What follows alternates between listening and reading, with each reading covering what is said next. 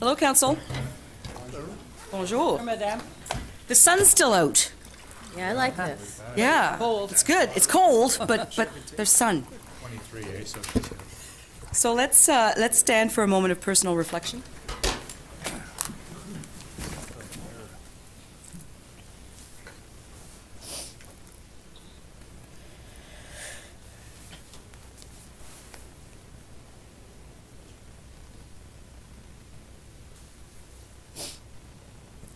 Thank you. Councillor Gardner, will you lead us in the national anthem? If everyone else will join in. Oh, Canada, our home and native land, true patriot love, in all thy sons common.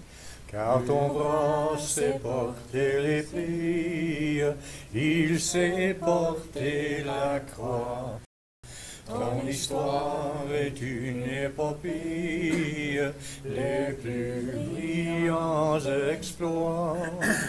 God keep our land glorious and free.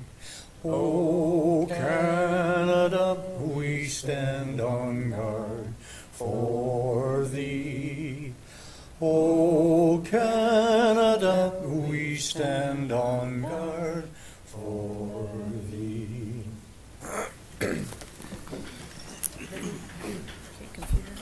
Thank you, Councillor Gardner.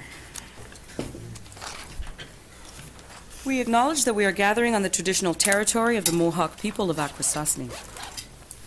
Madam Clerk, roll call. Mayor Bernadette Clément. Présent. Councillors Claude McIntosh. Here. Elaine McDonald. Present. Sid Gardner. Here. Dean Hollingsworth. Present. Adeline Hébert. Présent. Councillors Maurice Dupel. Present. Glenn Grant. Present. Todd Bennett. Present. Justin Towndale. Present. And Eric Bergeron. Present. Thank you. Any additions, deletions, or amendments? Madam Clerk? I have none, Madam Mayor. Okay. Adoption of the agenda. Councillor Grant, Councillor Bennett, all in favor? Any disclosure of interest? Bye-bye. Thank you, Madam Mayor. Communication item number 4, when we will be discussing the committees and boards of council. One of the boards happens to be the Social Development Council. It is listed as the Social Planning Council. We caught that, Okay. yeah. That's okay. Yeah, sorry about that. I'm the executive director, so I will be, if that board comes up at a point, I will declare conflict and walk away. Okay, merci. Any other disclosure of interest? Okay. Committee of the Whole, I need a motion there.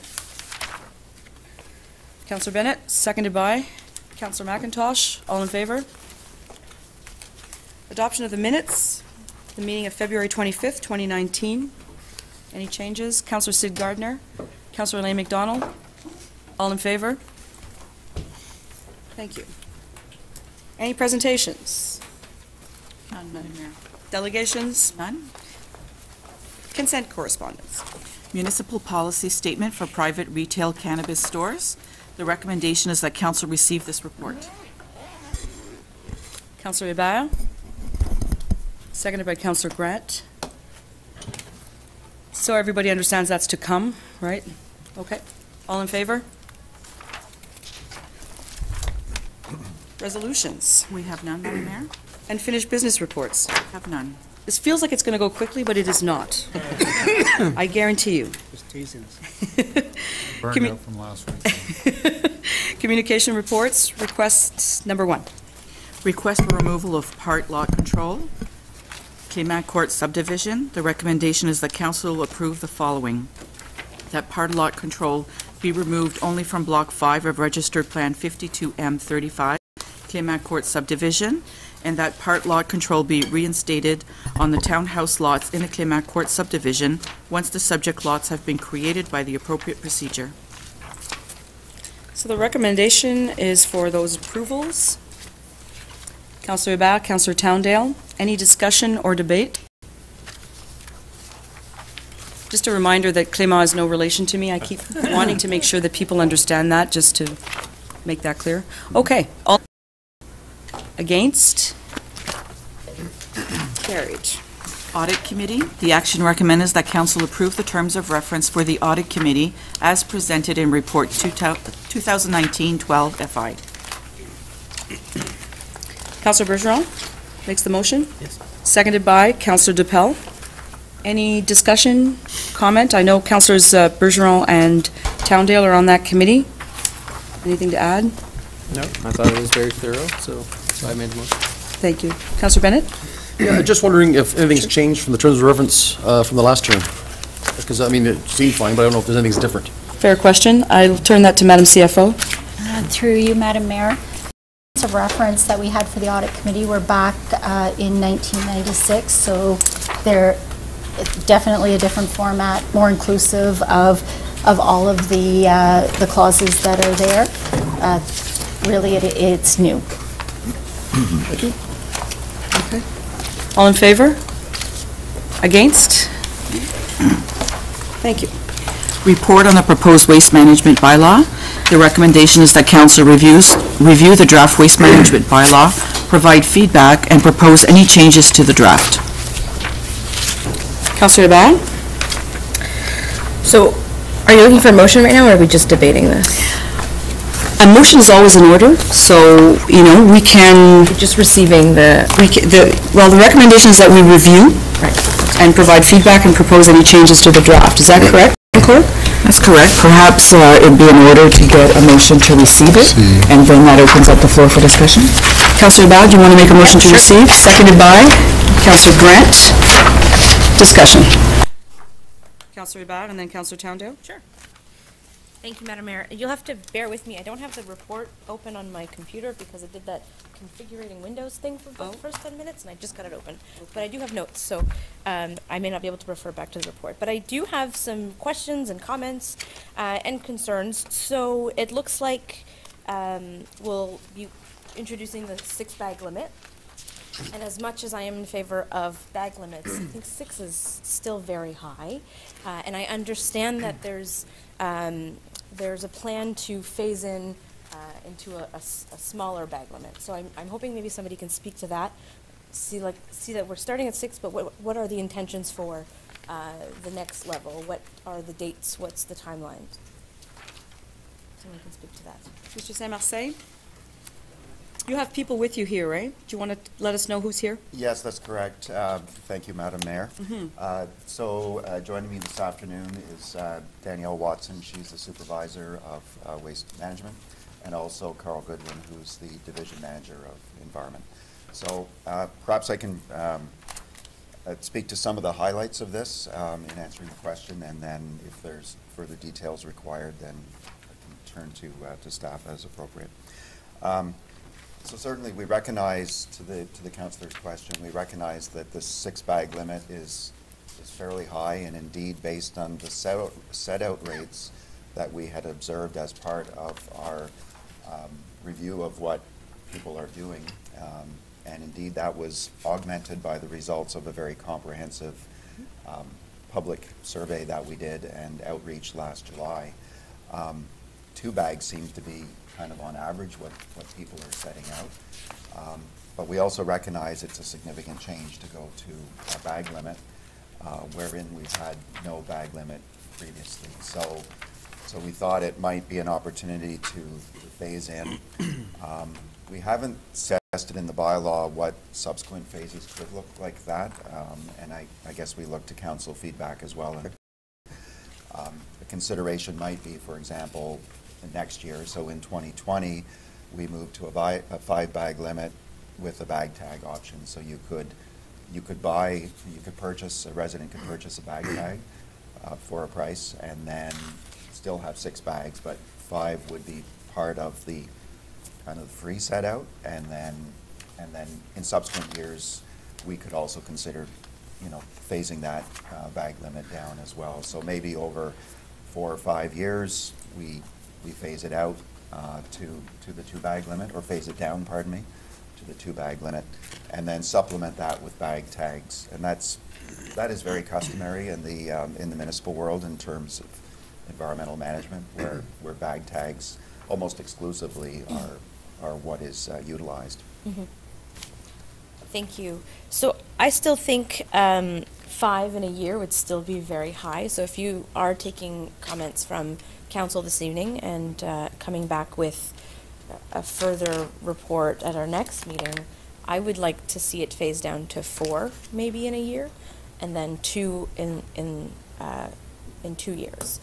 I'm not sure how the rest of my colleagues feel about that, but I think if we're going to start high, we're already being quite kind to our residents with a 6-bag limit. So I think maybe just the concept of a bag limit, we'll have a year to introduce that idea, but then bringing it down over 3 years instead of 5 or 6, because people are going to get too used to 5 and 6 as high limits. So that would be my suggestion. I'm not sure if that requires a motion at this time, or if there can be some debate and some suggestions made to administration on those timelines, but that's what I would hope to see. I mean, ideally, I would say 2 tomorrow, but that clearly isn't going to work. So, so that's my thoughts on the bag limit.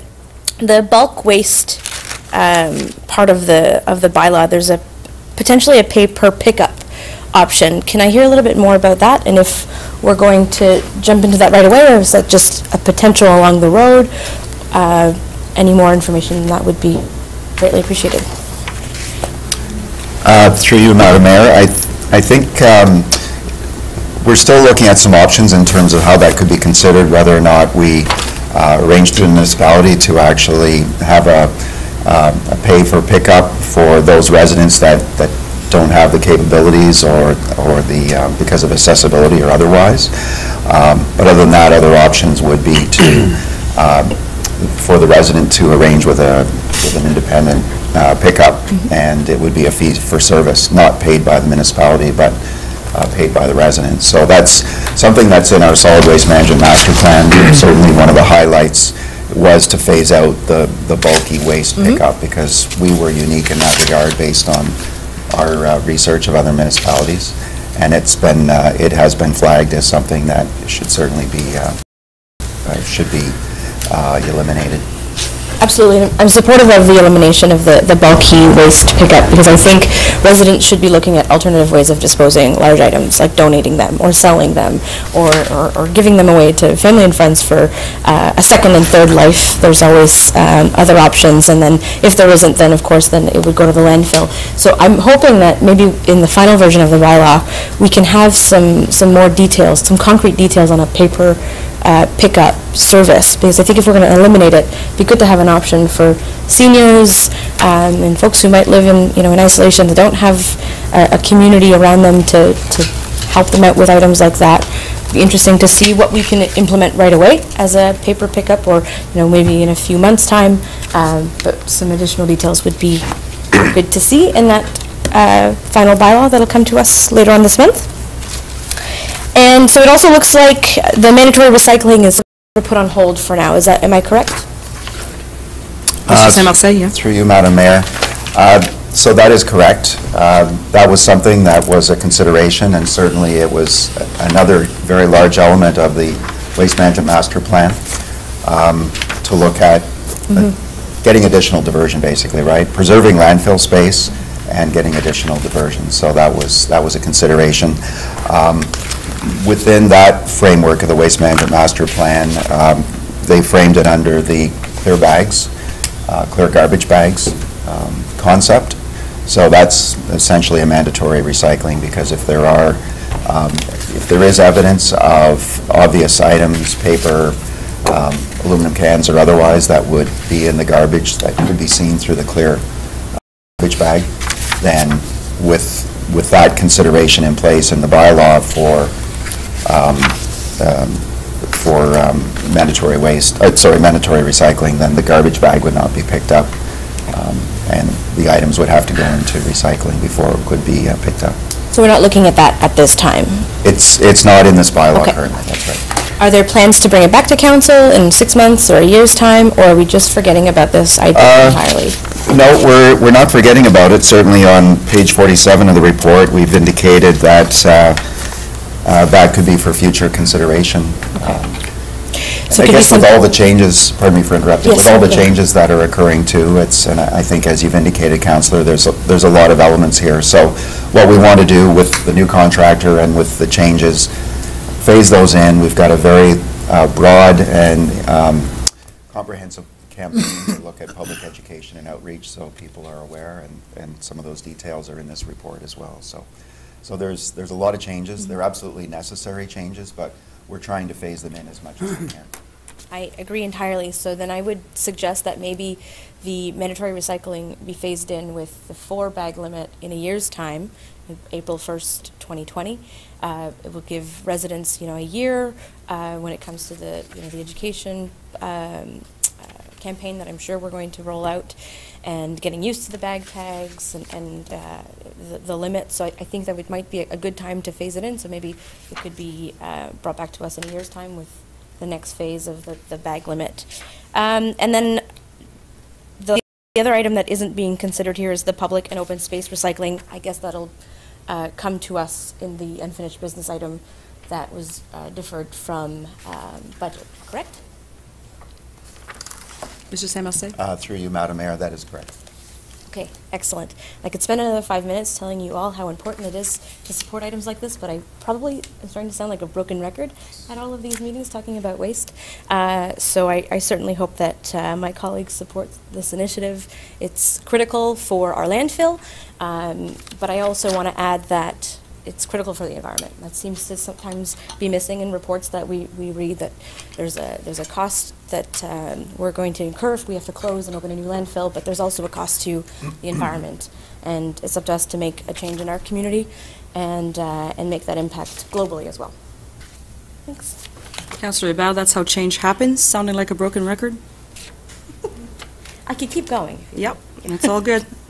Councillor Towndale and then Councillor Elaine McDonald. Thank you, Madam Mayor. Through you, I raised this concern when we first saw the bylaw on a meeting agenda a number of weeks ago. It has to do with the containers. One of the concerns I have is that we're dictating, obviously, to businesses what kind of containers they use.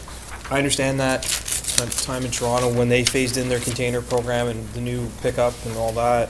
But my concern is when we're charging the businesses for these containers, we're basically saying, hey, you have no choice. By the way, you have to buy them from us.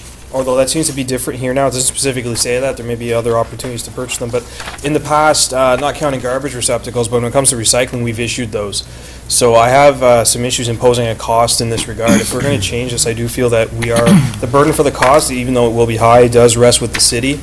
If I'm not mistaken, other municipalities, and if I can be corrected on this, other municipalities footed that cost. And maybe that's built into the cost that's charged back to the homeowner on the property bill, but the containers remain the property of the city, and the city issued them based on the resident size. So that is where my concern lies with this, because I feel like it's a good step, but you're penalizing businesses in the sense you're saying you have to buy this, you don't have a choice. I don't think that's fair. Other programs we've undertaken, generally it's a bit more lenient, and we're not necessarily imposing it that stringently on them. So that's my concern with this. And may I ask Mr. Samuel-Say to respond? Yeah. Absolutely. Thank you, Madam Mayor. So one of the items that's crucial with respect to the carts, and by the way, a very good meeting with VIA representatives. The CAO was there as well as our staff to highlight some of the changes that I proposed. The carts are required to be standardized per the type of equipment that is going to use, so that means that there's a lifting mechanism. There's a radio frequency ID tag that's built into the cart, so it's unique to that property or address. There's other features as well that have to be standardized, so we have to make sure that the cart that we're using is an industry standard cart. Having said that, we also indicated to the BIA folks that we would be looking at opportunities to use our bulk purchasing power. And indeed, the number that we had flagged that evening in terms of the price for the carts has subsequently come down to, I think it's around $60 per cart or thereabouts. So I think we've got a pretty reasonable cost. It's still a cost. We recognize that. But some of those other municipalities, as you've indicated, Councillor, they actually build it into the cost of the overall program. financing or rent-to-own or something like that, I think I'm aware. So again, we want to make sure that we have a unique cart that is made to fit with that individual pickup, waste pickup device, so that we don't end up with a disparate, type of unit that won't necessarily work. So it's just like our blue boxes are standardized, the carts are also standardized as well. Thank you. The mobilage was included in that. It was PIA and mobilage committee? Yes? Okay. Thanks. Councillor Wayne McDonald and then Councillor Gardner. Thank you, Madam Mayor. I've got three questions. The first, on the subject of the six-bag limit, I concur with my colleague. We probably all think 6 is a lot. But the only time I see more, really, is when somebody's moving out. And I only raise this because when we, implemented the no picking up mattresses bylaw, there were a lot of people leaving mattresses out. Now, for a couple of years, I think the city was pretty good about picking them up anyway, even if it was maybe not on the regular pickup day. But then some people, one really bad case where somebody dumped a mattress in somebody else's lawn, and the person who owned the property or rented there was stuck with a mattress that she apparently had to be responsible for. So that's the 6-bag limit. When somebody moves out, there's often like 20 bags at the curb. Now, obviously, our staff will be able to handle that. Will they pick up that excessive number of bags? Because, you do see instances like that, and you figure it's because somebody has moved out or been thrown out, I don't know. There are occasions when it's huge, so we're not going to just take 6 and leave the rest, I assume. Or maybe you haven't thought about that. Through you, Madam Mayor, I mean, like anything, there's always exceptions, and we will work with our team to, investigate and find out the circumstances. But strictly speaking, we are proposing a 6-bag limit, notwithstanding there would be 2 times per year what we've called amnesty days. And we have seen that historically in usually around the long weekend come spring, and then also after Christmas, after the Christmas break, where there's copious amounts. So we would be suggesting in this bylaw that there be amnesty days.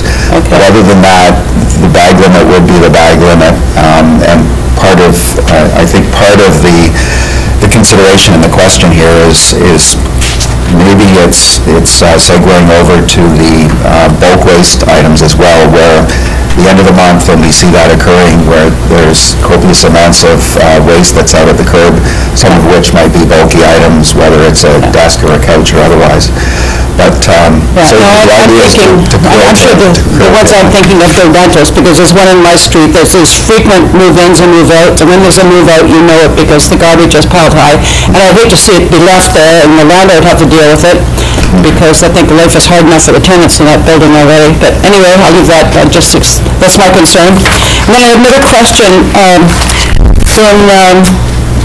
Later on in the bylaw, which would be in Part 2, Administration and Enforcement, there's a reference to persons who are appointed to administer or enforce the bylaw are provincial offense officers.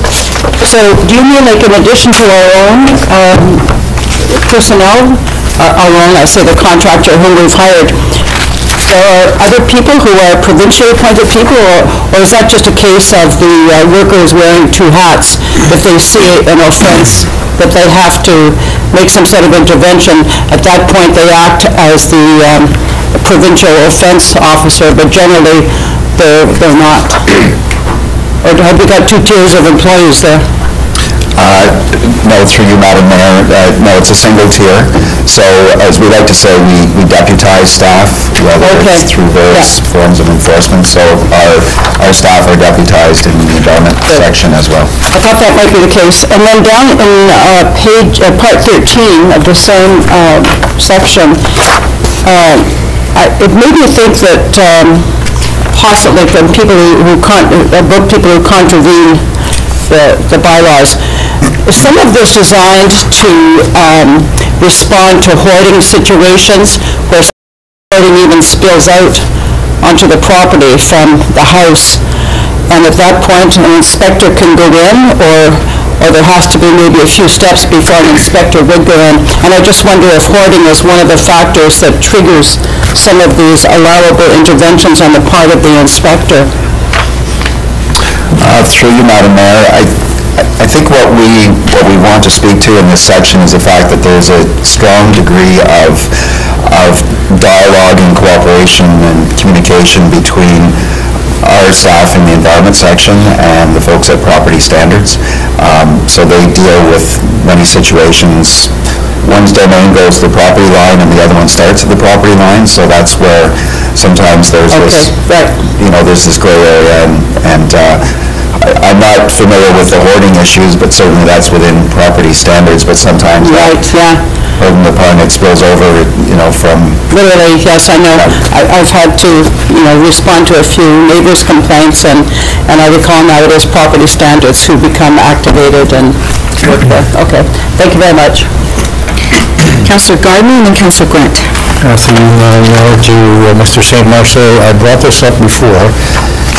It's about the bingos, and I would suggest that one of your staff go to the bingo palaces or wherever they hold bingos, and they have to have permits, so the permit department can tell you where they are.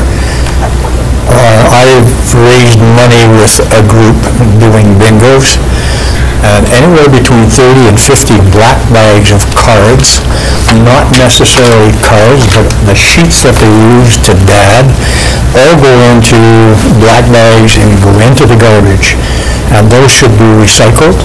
And so my suggestion would be to someone from your department to visit this, and I have to add to that. There's also little weight bags that they use for their garbage and their aluminum, their handles and stuff. It all goes into the black bags with the paper. So we need to go to these folks and say, here's how it's going to be from now on. You're going to have to buy receptacles to put those cards in. The cards that they use, not just the small cards, but the big paper cards, you use those, they go in a blue box or one of the larger ones, so that they don't get mixed up with the garbage and end up, I'm just recommending that you go to those places and talk to them. Any comment? Through you, Madam Mayor, certainly we recognize that public education and outreach is a big part of to do. Within the bylaw right now, it wouldn't be mandatory to recycle per se. We can try to do what we can to encourage them to do that and to not contaminate otherwise recyclable material with products that need to be in the garbage. Certainly we can make a specific call out to these folks just to remind them that there's an opportunity to put these items in a clear bag out to the curb for recycling. But I would not like to see this just let float off in space. Something's got to be done. If you need a bylaw, then let us know and we'll pass a bylaw to make sure that they live within the same rules as everybody else in the city. Thank you. Councillor Grant and then Councillor Bergeron. Thank you, but all my questions were answered. Councillor Bergeron? Thank you. Mine were not. My questions, I believe, for something to say. First question, what happens in very specific kind of detail, what happens if you would have 7 bags when you have a 6-bag limit? What happens to that 7th bag?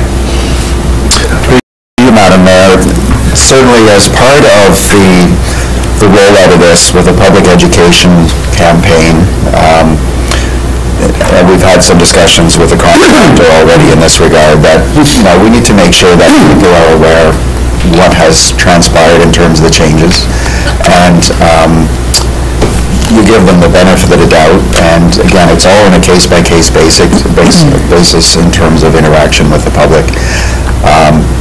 But certainly if there's what I'll call repeat offenders, then you would end up picking up 6 bags and leaving 7 there if that's what the bylaw says. Pardon me, leaving 1 there, rather.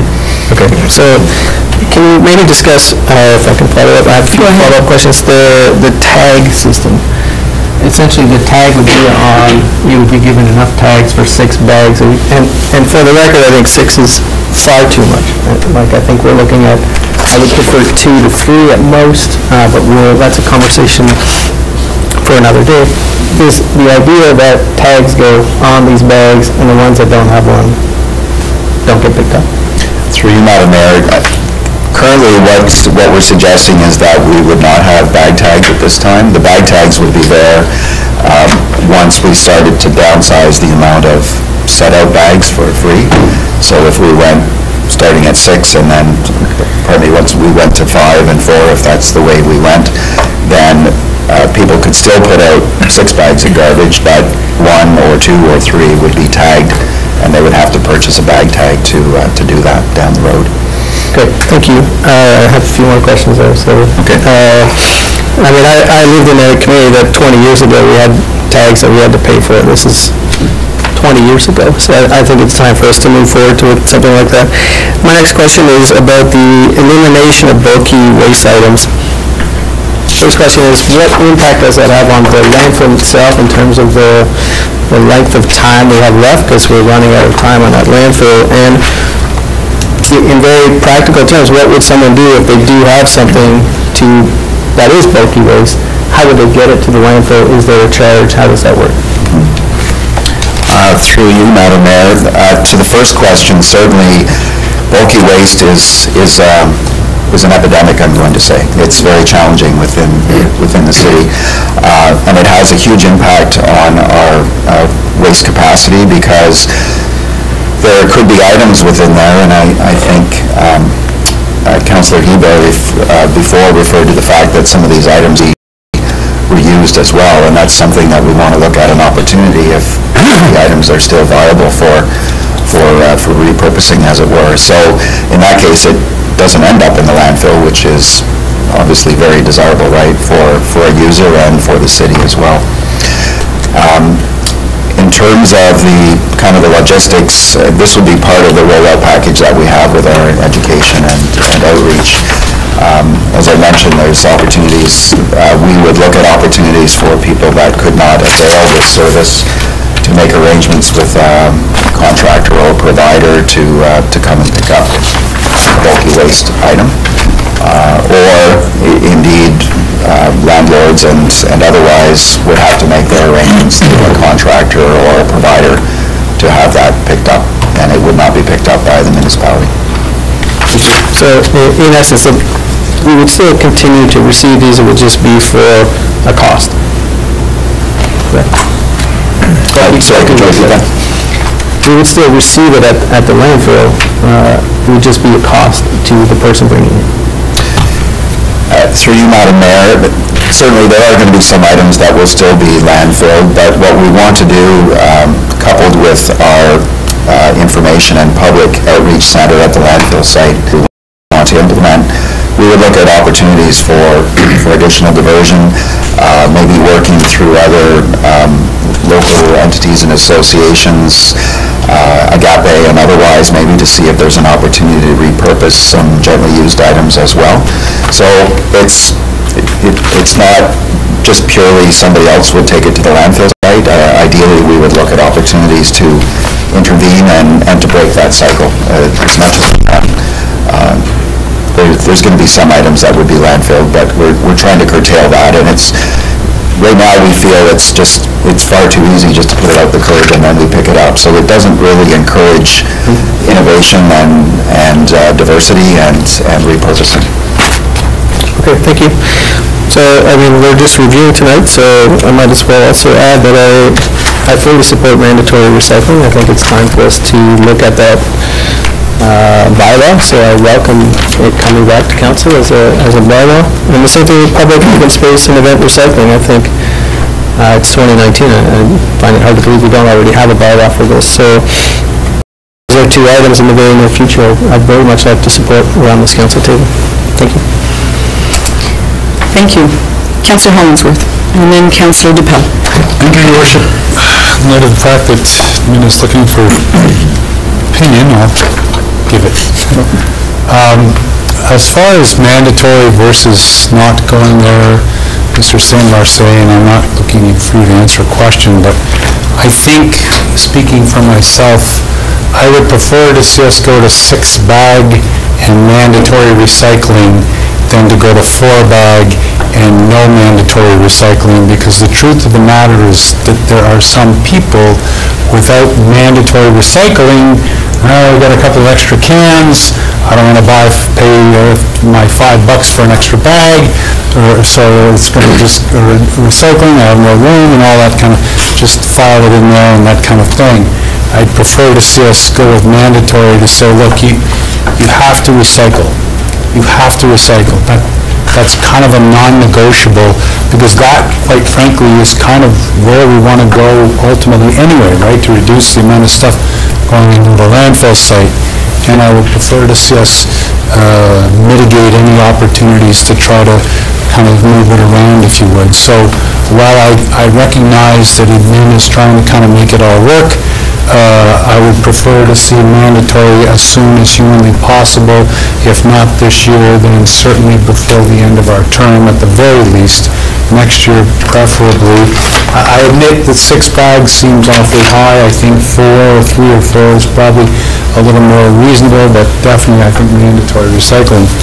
The other question, Your Worship, to Mr. St. Marseille, as far as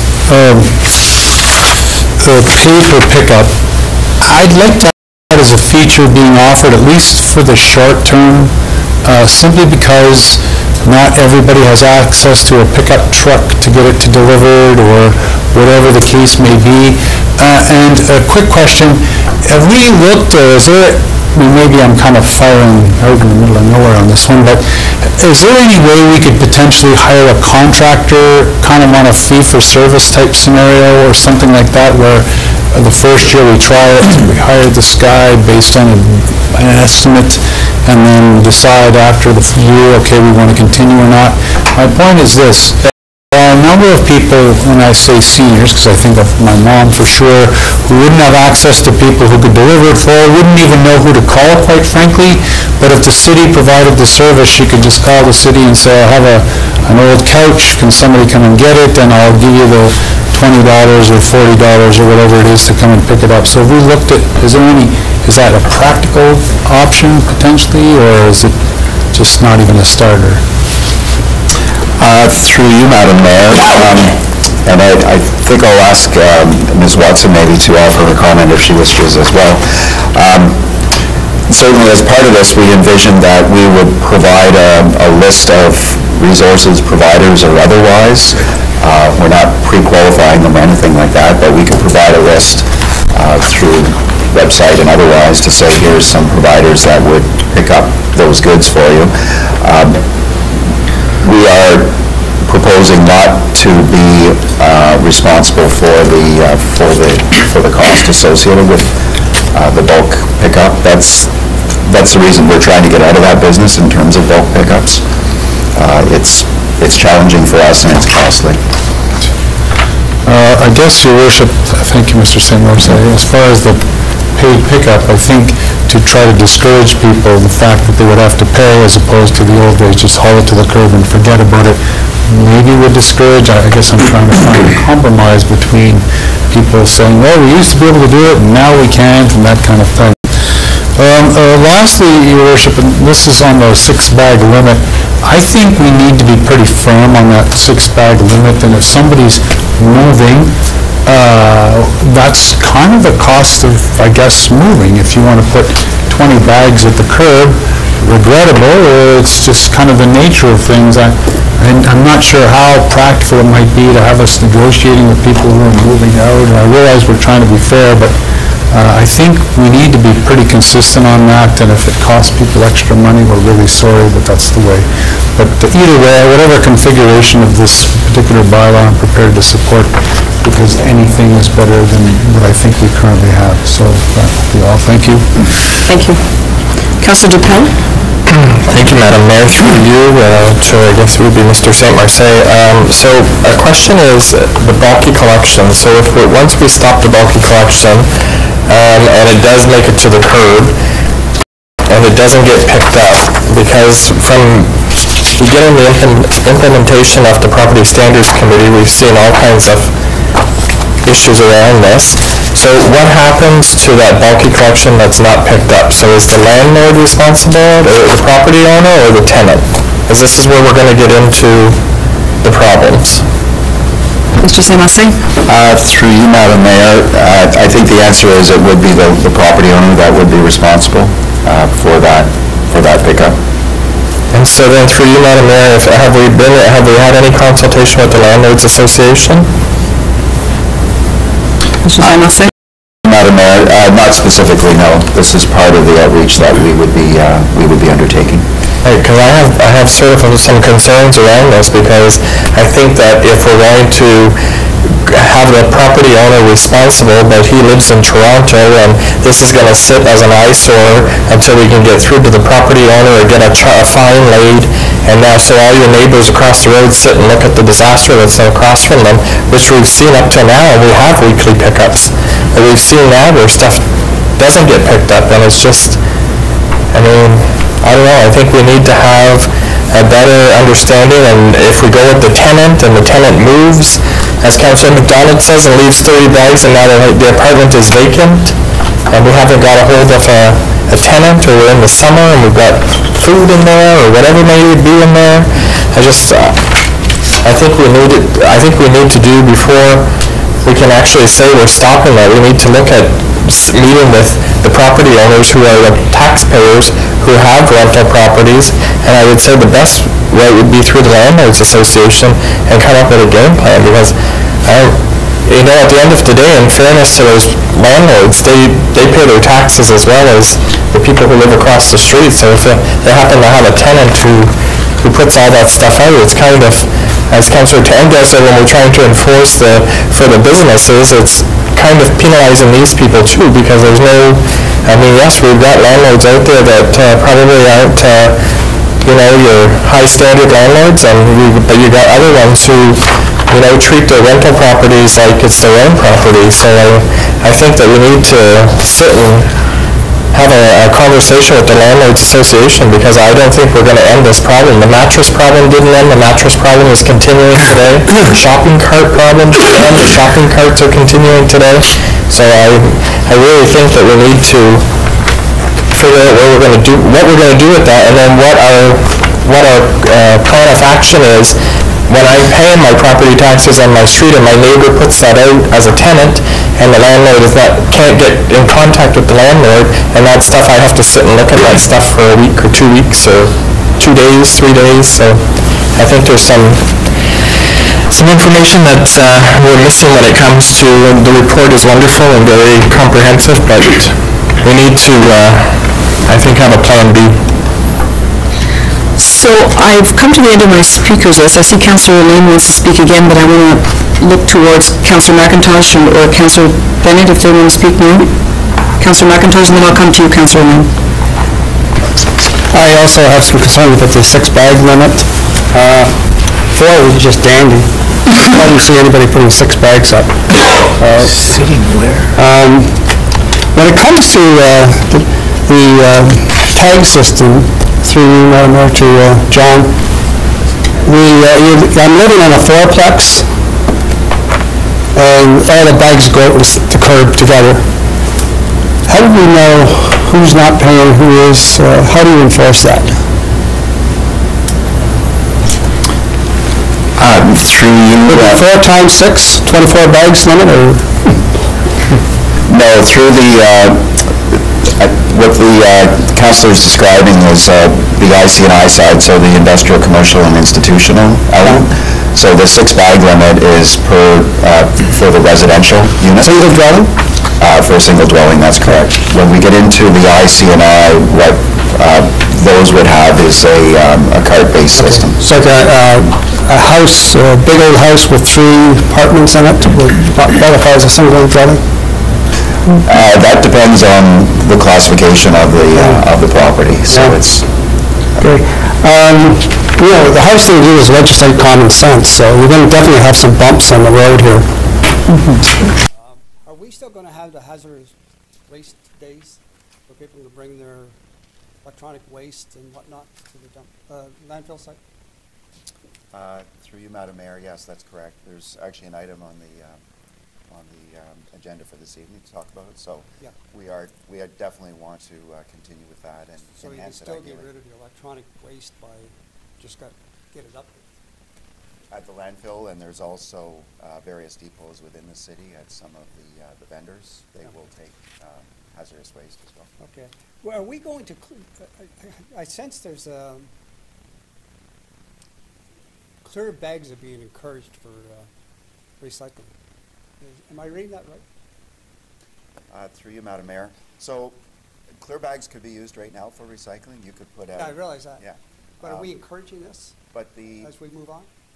well, we're not encouraging it per se. It's an opportunity to contain, if there's shredded paper, for example, it's contained in that bag, so Yeah. it's not blowing away. Just that we're trying to do It's- away with bags and we're encouraging, we're saying you can use clear bags, but we're trying to get rid of plastic Well, bags.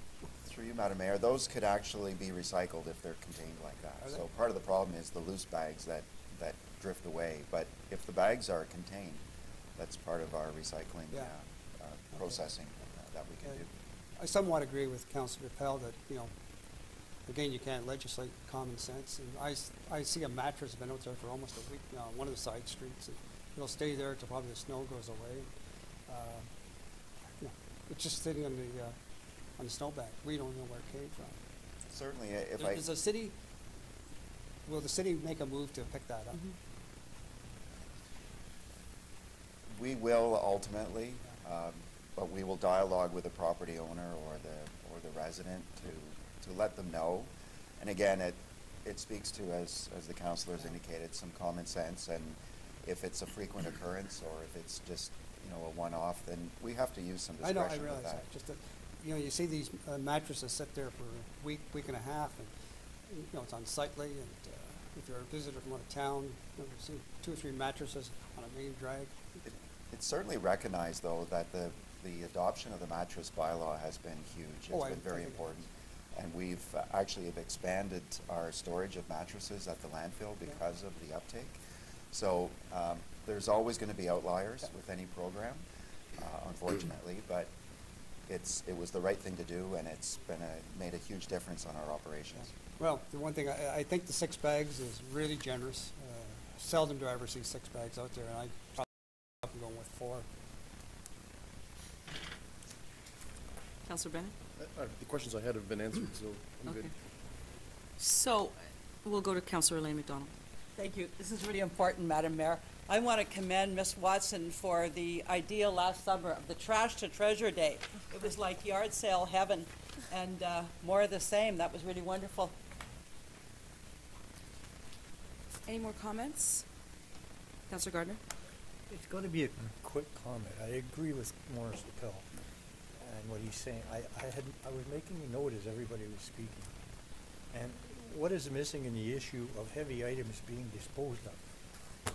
There's no clear direction as what we're going to do with dishwashers or not. It doesn't matter what it is. Heavy items, there's no clear decision as to how we're going to handle it. And I'd like to see that come to the table from you, Mr. St. Marseille, at some point in time, you and your staff, put together some clear direction so not only do I know, but people out there that put their dispose of their heavy items know how to do it. It's just, it's like I'm sitting in limbo here. How do I do this? If somebody calls me, they want a dishwasher moved or they want a mattress moved, what do I do? Who do I go to? They will be asking me the question. I prefer they ask you the question. Yeah, Mr. St. Marseille. If I could, Madam Mayor, thank you for the question. There are components within our current as well as proposed solid waste bylaw that speak to the dimensions and the maximum weight of and the type of garbage that is acceptable at the curb or not. We need to continue to do as much as we can to advance that information and education. So what we're proposing to do with this implementation program, and these are some of those elements are flagged beginning on page 47 of the agenda, and that is looking at fridge magnets, public education and outreach, a media campaign. Social media is very powerful and reaches a lot of people. We also have recently been embarking on the Recycle Coach app, and that speaks to waste pickup schedules, looking at items that are capable of being recycled or not, further questions that you have with respect to waste collection and recycling. I think our new website goes a long ways in terms of that as well, where you can key in a keyword and the like and come up with that information. So certainly we recognize that that continues to be a challenge, but we also look at that as an opportunity to continue to discuss this. But everything you've mentioned, I've read in the report. I just don't have a direction for heavy stuff, and I really want to see that brought back to the table, and I'll leave it alone. Well, no, let me follow up. So I've got, let's say, I'm a senior.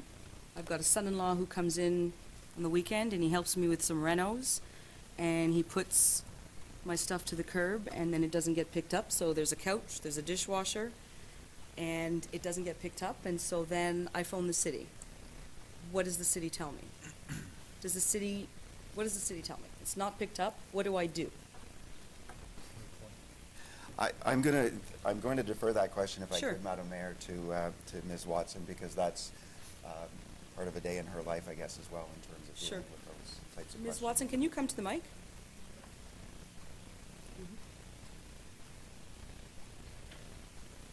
I think if I could, I think what we would do is what we currently do. So right now we have those phone calls that come in. We don't pick up dishwashers. We don't pick up a variety of items. Really all we pick up right now is furniture. So when those calls come in, we do have a list of local people who we're more than willing to give those residents. So for example, if it's a dishwasher or even a washing machine, there's a lot of scrap metal companies that will come and pick it up for absolutely free. It depends on the item. A lot of people will call because they don't actually want their couch to go to the curb. It's unsightly. They don't want it to go to the curb, but they can't get it to the landfill, so they ask for companies that could remove it. And we do supply that information, and they're able to make those arrangements with those companies. Any complaints on that process? Any hiccups? Any problems? We haven't heard anything bad back from those people that have went through the process that way. I think maybe like Mr. St. Marseille said, we push that education piece out.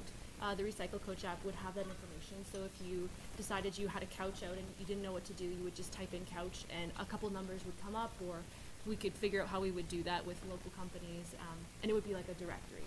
So if the first one can't come pick up your couch, maybe the next one can. Is that helpful, Councillor Gardner? Yeah, it is. Yeah. I think the frustration that you're hearing from councillors is that we get those calls that en français on dit pratico-pratique, the common sense stuff, like what's the process exactly? So that's helpful. While you're here, Ms. Watson, so there's a heavy emphasis on public education. So can you walk us through exactly what you're doing? Like I hear Coach app, Recycling Coach app. Can you walk us through some of this? Because this is going to be a major change, and we need to do many different things to reach people. Because when I was playing the senior lady with my son-in-law doing renos, I don't know if I'm going to be using a Recycling Coach app. I might be doing something else in terms of getting my information. Absolutely. So if I may, there's a few things that we're really looking at pushing this year for education. Education's key whenever you change any program, and this is a significant change to what we've had in the past here. So one of the things, we talked about the Recycle Coach app, and tech-savvy people will have access to that. It's fairly easy to use. Another method we're looking at, we are going to issue fridge magnets to the entire city, so every household would receive a magnet. Fourplex would receive 4 of those magnets, 1 for each tenant. And basically what those would outline are the changes to the program. So it would say this is the amount of bags you're allowed to have out, this is what is in the recycling, here's some information regarding bulk items, so whether we put numbers on there or we direct them to a main line where the city can answer that question, hasn't been decided yet. We're really hoping the magnet is an easy start. The other thing we're doing is working with a contractor at curbside. This is something we've been doing for a long time, is we actually give a leave behind sticker. And the leave behind sticker is educational in the sense that it tells you what you're doing wrong. And sometimes it really does help a lot of residents. They, you know, for example, styrofoam. We don't collect styrofoam in the recycling. We have a sticker that we leave behind that says, whoops, we don't recycle styrofoam here. And then people are okay with that, and they put it in a bag and it goes to the garbage. So working with the contractor in that manner for the first few months is going to be very important. We do anticipate it's going to be a bit of a rough start, but we think we will be able to manage it. Does anybody have any questions for Ms. Watson while she's... Councillor Elaine McDonald. Thank you. I've got a question. Are we going to publish at some point this year the book that you used to publish on, pickup days? Because I've had a call from somebody, and I assured this woman that I thought eventually we would, or maybe it's already out and I missed it, that tells you, walks you through the calendar and tells you when hazardous waste days are and all that. Is that coming? Go ahead. Mayor, so that is already published. It is on our website. It was not printed this year. It is quite costly for the city to print that calendar each year. However, we understand that some people do not have access to a printer or a computer. Exactly. So what we're asking them to do is call in, and we already have some made up. Oh, good. And we then send out to them. Thank you. And so when you say to call in, to call your extension number, or how does this work? So it's the main line at the Environmental Services Department. So it's the 937-1777 number. 1777. Yeah. Thank you very much for that. And then I guess just the other comment, you just mentioned the styrofoam. In the blue box in our lunchroom after the little lunches we had, there were all kinds of plates. For the first time, I put a styrofoam plate in the blue box because I saw all the others there. I thought I must be doing this wrong. But in fact, they should have gone in the garbage. Thank you. Councillor McIntosh. The question about the booklet, I was going to ask that. I saw a survey we had, one of our packages. Only 9% of people said they referred to the booklet. I thought the booklet's great. Oh. I'm in it all the time looking for things. Only 9%. That's correct. So we do have a huge following online through we used to use King Street, and now we use the Recycle Coach app, and we continue to see people move towards that. Yeah. I think you're seeing your 9 to 12% that did say that they use the calendars probably are seniors, and Yeah. that's to be expected. We still read newspapers too. So Just a little further away. we try to make it accessible regardless. Yeah. So we thought by moving it to online only, we could resolve some of those issues, but then also making it available if you call in and you really need that paper Yeah. copy, we're still Very able good. to. With 9%, I couldn't argue with your move in that direction. Councillor Grant. Thank you. Are we standing up now, or are we? Well, it is a council meeting, full council meeting. Yeah, Mayor, some of the bulk items, like, I don't know how many items I've called up the Salvation Army and other charities that will come and pick them up, and they sell them. And you're giving out, and you're not sending it to landfill, and all kinds of items. And you'll get a tax receipt if they sell it. So that, to me, should be encouraged more than, well, here's a trucking company that will take it to the landfill. So I think that's something we should be encouraging as well. Is that done? Yes, go ahead. Yeah, we definitely encourage that. So we do have all of the charities. So Salvation Army is definitely one of them. Habitat for Humanity is also one that we highly encourage people to reach out to. And the idea too is if we did have a program where we offered a trucking company to bring it to the landfill, we do have an individual that works at the landfill that looks at the loads inbound. So the idea, and Mr. Saint-Marseille kind of alluded to it, is that through a diversion center, any furniture or any item that would be reusable would be set aside. And then we would have those companies, those charities come in and look at those items and see if there's something that can be done with them rather than landfill them. Thank you. Okay.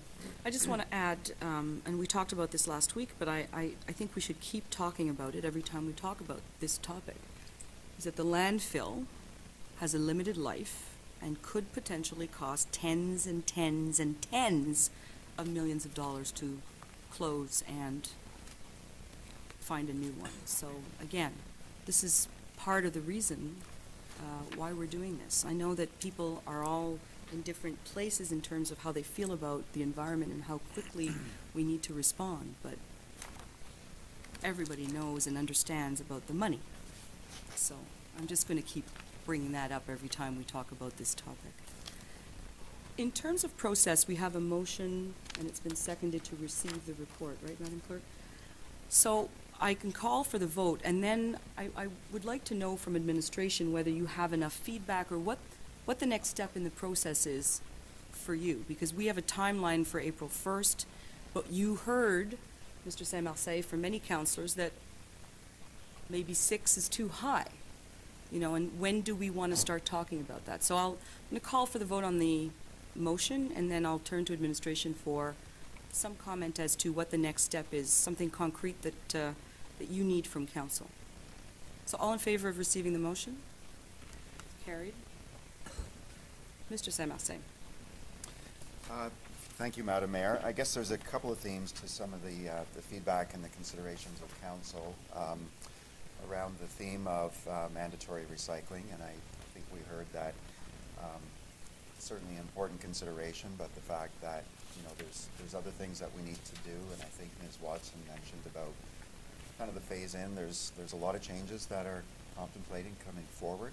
So what we're trying to do is, as much as possible, do a soft start, and that is integrating with the contractor.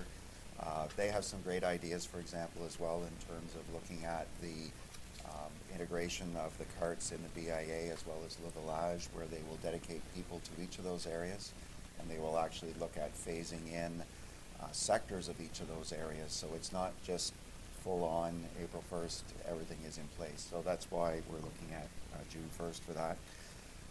So that's a couple of items, I guess. The carts as well as the mandatory recycling. We can bring a report back to council with some observations about how things are moving and when we should look at implementation.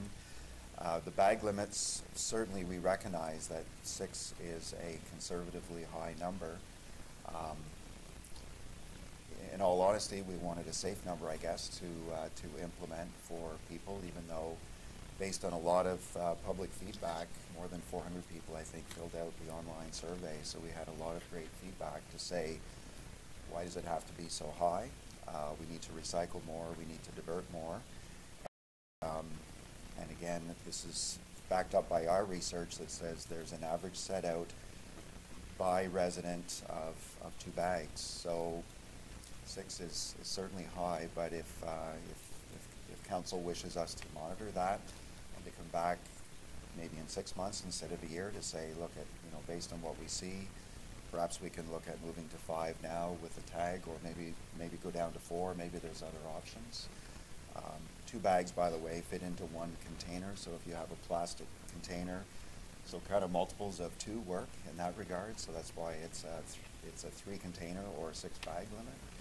So there's a lot of changes that are forecast right now. So maybe consideration for council to have us look back on how things are going after April 1 with this new bylaw in place, and get some feedback, and again, a lot of outreach and consultation through the website and these other mechanisms. So we're confident that, you know, that we can roll it out, but I guess it's going to be kind of baby steps first, get the public on board, and then spend a lot of time on education and outreach, and then report back to council of some of our findings. So does that kind of speak to yeah, so is council okay with that? So, I mean, you have a bylaw here, right?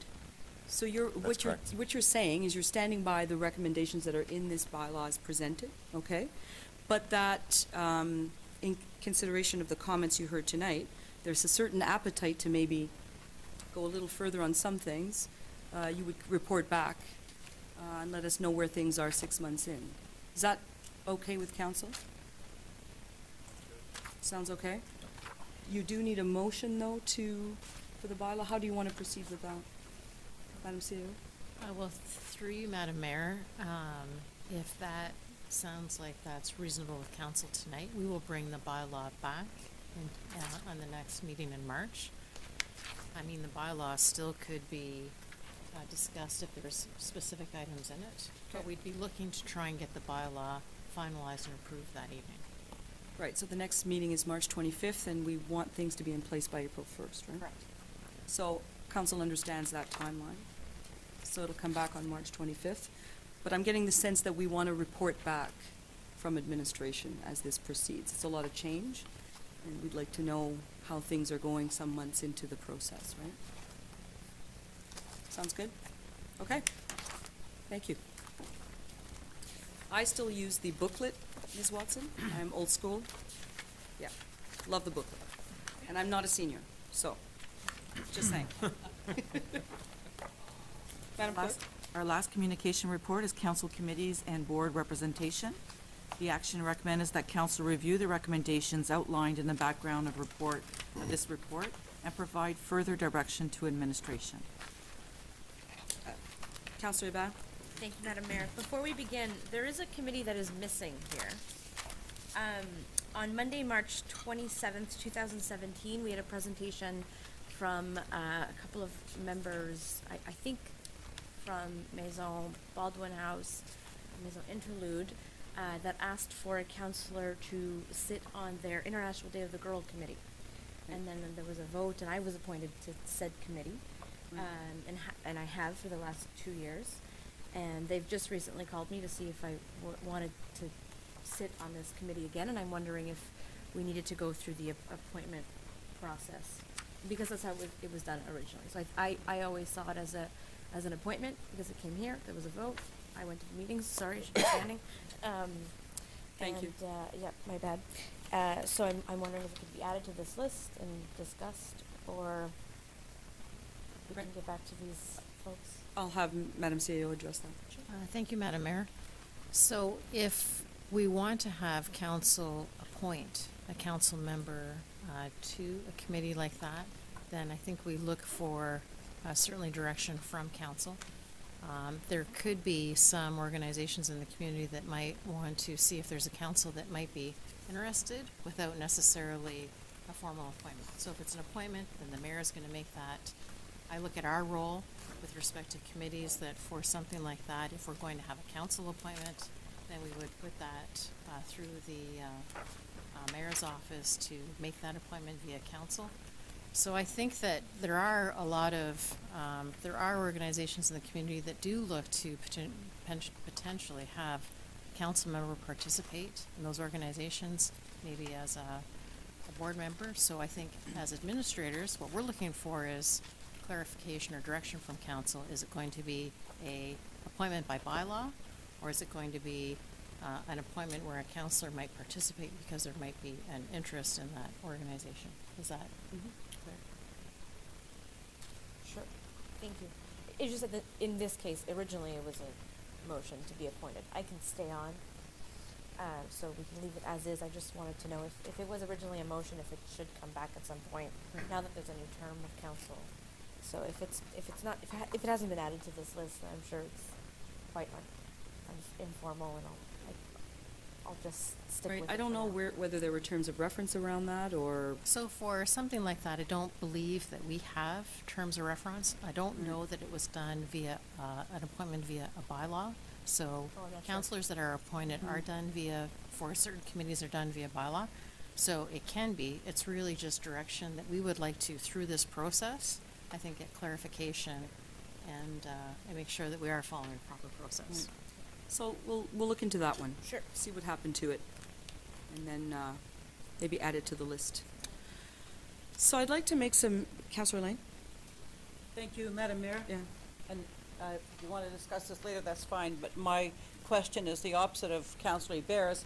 It has to do with a committee that doesn't exist yet. I think that looking at through all these committees, there's one, to my mind, a gap in our community services that a committee could serve, and that would be something designed to accommodate immigrants and maybe attract immigrants.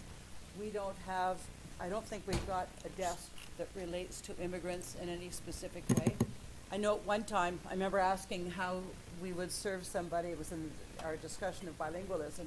We always have somebody at the desk who can speak French or English, but what if somebody speaks Urdu?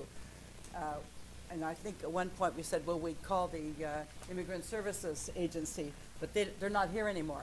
And I know just recently, I think Hawkesbury, got something that Cornwall was seeking in terms of immigrant services, some sort of capacity to welcome Francophones, or to be kind of a desk that would make us a receptive to Francophone immigration, and we didn't get it, they did.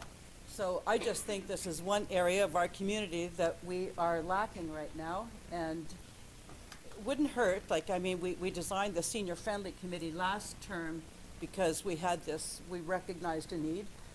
And I hope that council might work its way, not tonight maybe, but within the next month or so, to contemplating designing a committee that would somehow deal with making immigration to Cornwall,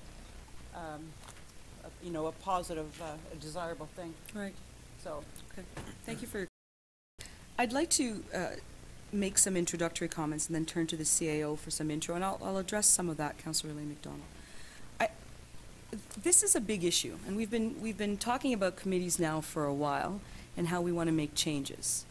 So I think we're all on the same page in terms of the fact that this list, I mean, look at this. It's massive, right? So we have a long list of committees, and it's a good idea for us to review that now. Part of the problem with committees is that in the past, we've appointed people to committees and then said, off you go, and then as a council, we didn't talk to them for the next 4 years. And so we've seen in the last few years, people become disengaged. They apply for committees, they get on committees, and then there's no liaison or no relationship or no regular relationship with council. Also, committees are not given a mandate. So we appoint them to committees, and then we don't really say what we'd like to see from those committees or what the goals are, or even ask committee members to set goals for their committee. So I think there's an issue of the relationship to council. I think there's also an issue as to the mandate and goals of a committee. So this is a significant revitalization process that we want to go through. So that's the purpose of this report. I think, too, that some things can be done without necessarily having a committee. There is such thing as a task force. There are municipalities that have mayor's task forces on specific issues that need to be dealt with during a term. So that's something we may want to think about, that I may want to think about on specific topics. Just going back to your point, Councillor Elaine. Okay, so I'd like to turn it over to the CAO. This is her report, by the way. She has prepared this report, and I'd like her to introduce it and then have some discussion as to process and how we want to proceed in our discussion. Well, thank you, Madam Mayor. So putting this report together, first of all, we thought that it would be good to provide council with the information in this other document, maybe some of the history that we have on many of these committees. So putting the report together, initially, there's a list of committees that we view as mandatory or crucial to council's operating activities. So that first section are committees that we believe have a very significant role. And council might participate in a board where the municipality either has those organizations that are consolidated in with our financial statements, or we might have a role on a board where we're the significant funder. So within that list, you would see organizations like the Cornwall Public Library, the Health Unit, the Raisin Region Conservation Authority. We have the St. Lawrence River Institute in that grouping. So those are ones that we feel are very important. The next section is legislatively required committees. There's no council representation. So there's 3 of those. And then we have a list of committees, or I've put together a list of committees where I feel that the work that's being done on those committees are very crucial and productive within our community. So in that list, you would see CPEG as an example. We have the airport, the Emergency Management Committee, Senior Friendly Committee, Transit Committee are some of the ones, the Social Development Council for Cornwall. And then following that, I have a much longer list of about 16 committees, tried to provide a little bit of context for each of those. That is a list that I think if council is interested in trying to reduce the number of committees, you might want to take a look at that list. Some of them are no longer required. There also might be other opportunities within different activities of public engagement, social media, engagement with the community open houses that might not require those committees. So something that I think I'd like council to think about is after a plan has been adopted, a master plan of some sort, administration can implement what's in that plan. And it might make more sense to have administration come back, depending on what the item is, come back semi-annually, maybe quarterly, maybe annually, to provide an update to all of council and the community with respect to the implementation of that plan. As it is with a committee, that tends to be dealt with it's communicated via committee process. The committee might not have as much of a role to play or a decision-making role to play, and that might affect how engaged they might be or their participation in that committee. So I think that consideration could be given to some of those components. There are other activities that we could do in a community rather than have a committee where we could look for other ways to engage or maybe other ways to have participation. And then I've got a few committees on the next section where I'm suggesting maybe there needs to be further review. For example, we have the Cornwall and Akwesasne Liaison Committee. I think that there's a great opportunity where we could coordinate trying to get together with Akwesasne. Maybe we can jointly come together and determine if there's something that can do with the terms of reference as far as how we can work collaboratively together or how we could maybe see something like that move forward. So within this document that you have, you might notice there are some committees where we have very little information. There might be some committees where the terms of reference are very old. At the end of the day, what we'd like to do is get those terms of reference updated, try and put a proper document together for council's reference so you have, I think, better, more up-to-date information. And I think that at the end of the day, my comments, back to council is these are your committees or these are groups within the community that we might be fairly significant funding partner with or player with. So really it's back to council. What do you want to participate in? There are some areas where maybe we could have more reporting back to council or more engagement with council as a whole, as opposed to being done via a committee. And then with the committees that we do have, if there is a mandate in terms of reference, then I think that administration can work with those committees to also make sure that there are opportunities for the committee to come back and, maybe the chair of the committee could provide an update to council, or part of that committee could come forward and bring a presentation to council. So with the report tonight, I don't necessarily think that any decisions have to be made about committees this evening, but it was an introductory document to try and help facilitate a discussion and for administration to get some feedback back from council and direction as to how you'd like to move forward. Council? Councillor Towndale? Need a motion first. Councillor Grant? Just for a point of order, we need a motion first. Do you have one? Yes.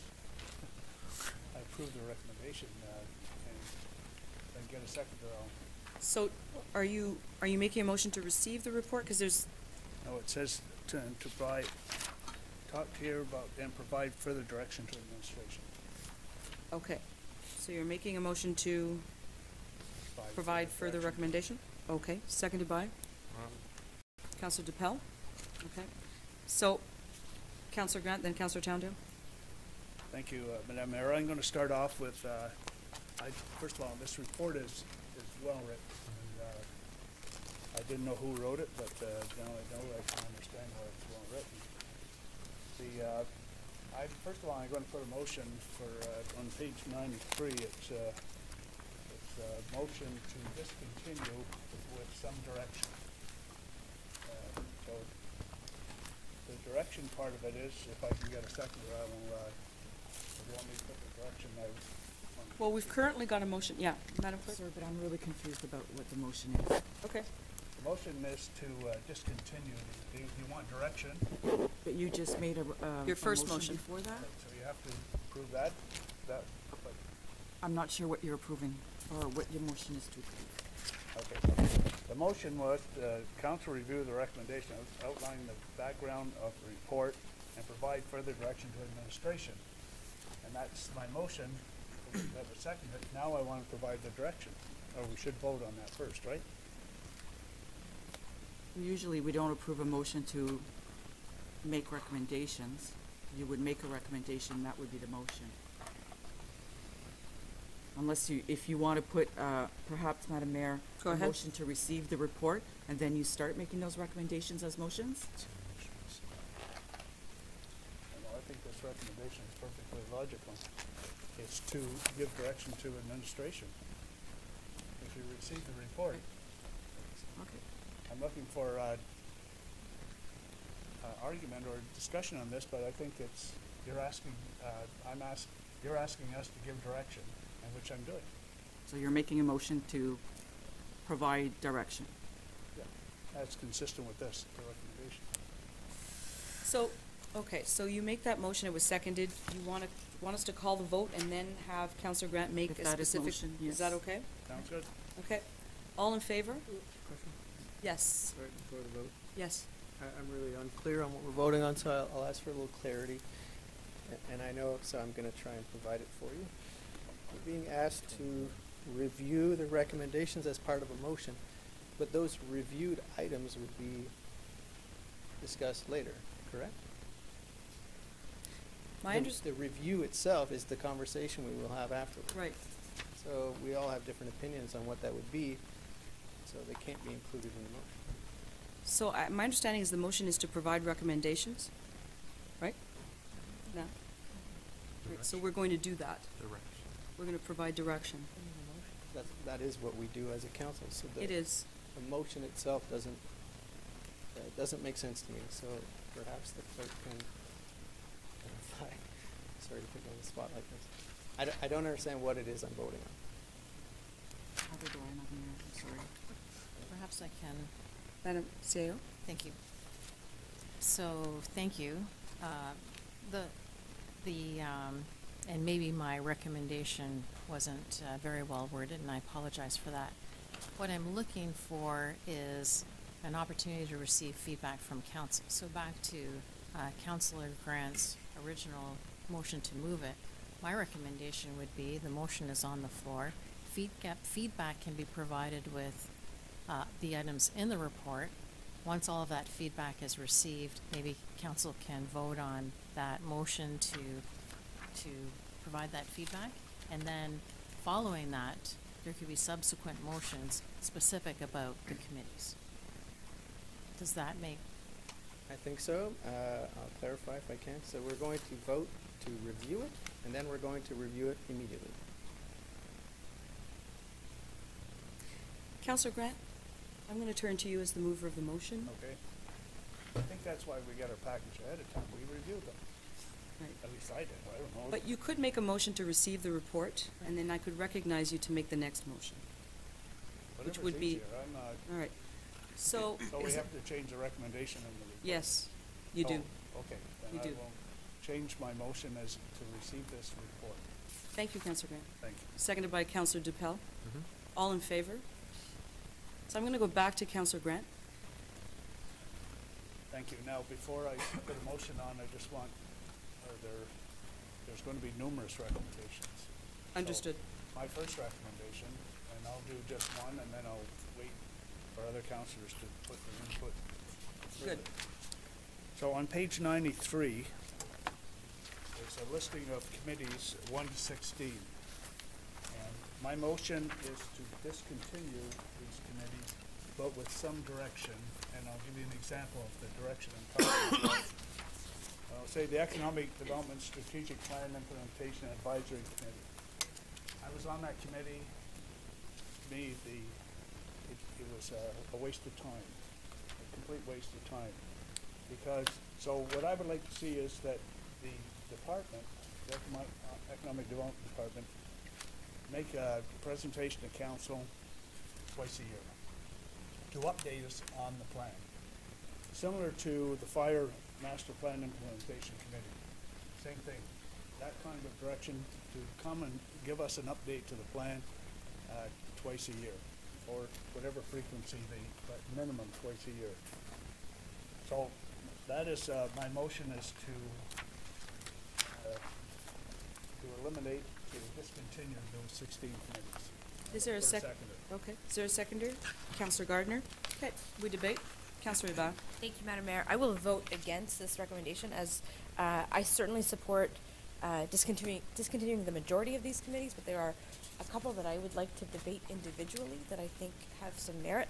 And I don't know if we should be doing it as part of this motion, but I think we should be looking at these sort of individually. If there are folks who have committees that they would like to see continued, then we can move to continue those, or should we just do this in one big sweep? Well, the motion is to discontinue 1 through 16, and it was seconded, so Councillor Grant? Just for a point of order, she can put any amendment to a motion that she wishes to. She can, So, but it has to be an amendment that's not contrary to the motion, Councillor Grant. Which my amendment would be contrary. Because I would could like turn- to keep at least two of these committees, and so your motion of discontinuing all of them would be contrary to my amendment. Well, I'll turn to the clerk. I believe, yeah. Through you, Madam Mayor, that is correct. If the motion is to discontinue all of them, and someone wants to make an amendment to continue, it's completely contrary to the motion, and it's not in order. So at this point, should I be debating my committees that I would like to keep? Do we have a seconder for this motion? We do. Councillor Gardner seconded it. Okay. Mhm. Okay. So I suppose I should encourage folks to not vote for this by convincing them to keep a couple of. Okay. So I will vote against this motion and hope that we can work through the committees either individually or by motion, which ones we'd like to eliminate, which ones we'd like to keep. The two that I think we should certainly still consider is the Municipal Environmental Advisory Committee. There's been some good things that have come from that in the last term. Adopt a Street originally came from that presentation that came from that committee. A couple that were interested in seeing this happen. It was recommended to council. Now we have Adopt a Street. Administration came to this committee to talk about bag limits long before it came to council. I think it probably wasn't used to the best of its ability, but I believe that in the crisis that we are now with climate change, it could be a really crucial committee to the city. I know that the comments made are that it could be a mayor's task force as the environmental matters of concern arise. Well, the environmental concerns have arose. They are here. They're not going anywhere. They're continuous. And I think that a task force is for a matter that is happening currently, sort of a temporary thing. Climate change isn't temporary. Environmental impact isn't temporary. I think that maybe if we want a task force, then we call it a climate change task force, and it'll exist as long as climate change exists. But I feel like a lot of what we've been talking about recently are matters of the environment, and it's only going to get more critical. And I think the World Health Organization has recently said that climate change is one of the biggest health concerns globally to the people. So I think if there's going to be one committee that I want to see continue is the Environmental Advisory Committee. Maybe, like I mentioned, we can change it to a climate change action task force, whatever you want to call it, but this is something we should not lose sight of. This is something that we should be jumping in even deeper, putting more responsibility on this committee. And if that means making it a task force, then I would see that happen. But I don't want this to disappear. I don't want to say that maybe one day we'll have a task force and then it never happens. So I'm fighting to make sure this committee stays on this list, and maybe we get clearer direction as to what we can do as a committee to encourage climate action within our municipality. I also think the Youth Advisory Committee could be reconsidered. I know that in previous years there's been some attempts to create activities for youth, and I think maybe the purpose of this committee could certainly change. We are doing really great things when it comes to being a senior-friendly community, by being a retirement community, which is excellent, but the other end of the spectrum is youth and youth engagement and youth retention. we're not doing we're not quite doing enough of that.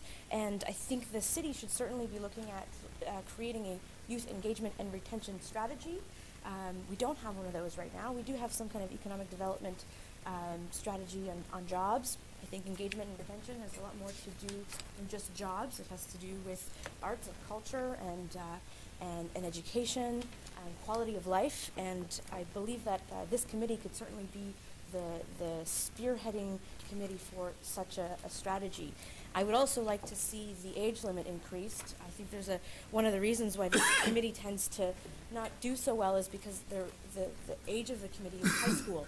And so every year there's a bunch of these youth that are graduating and not coming back sitting on the committee. I think youth is certainly at least 25 and under.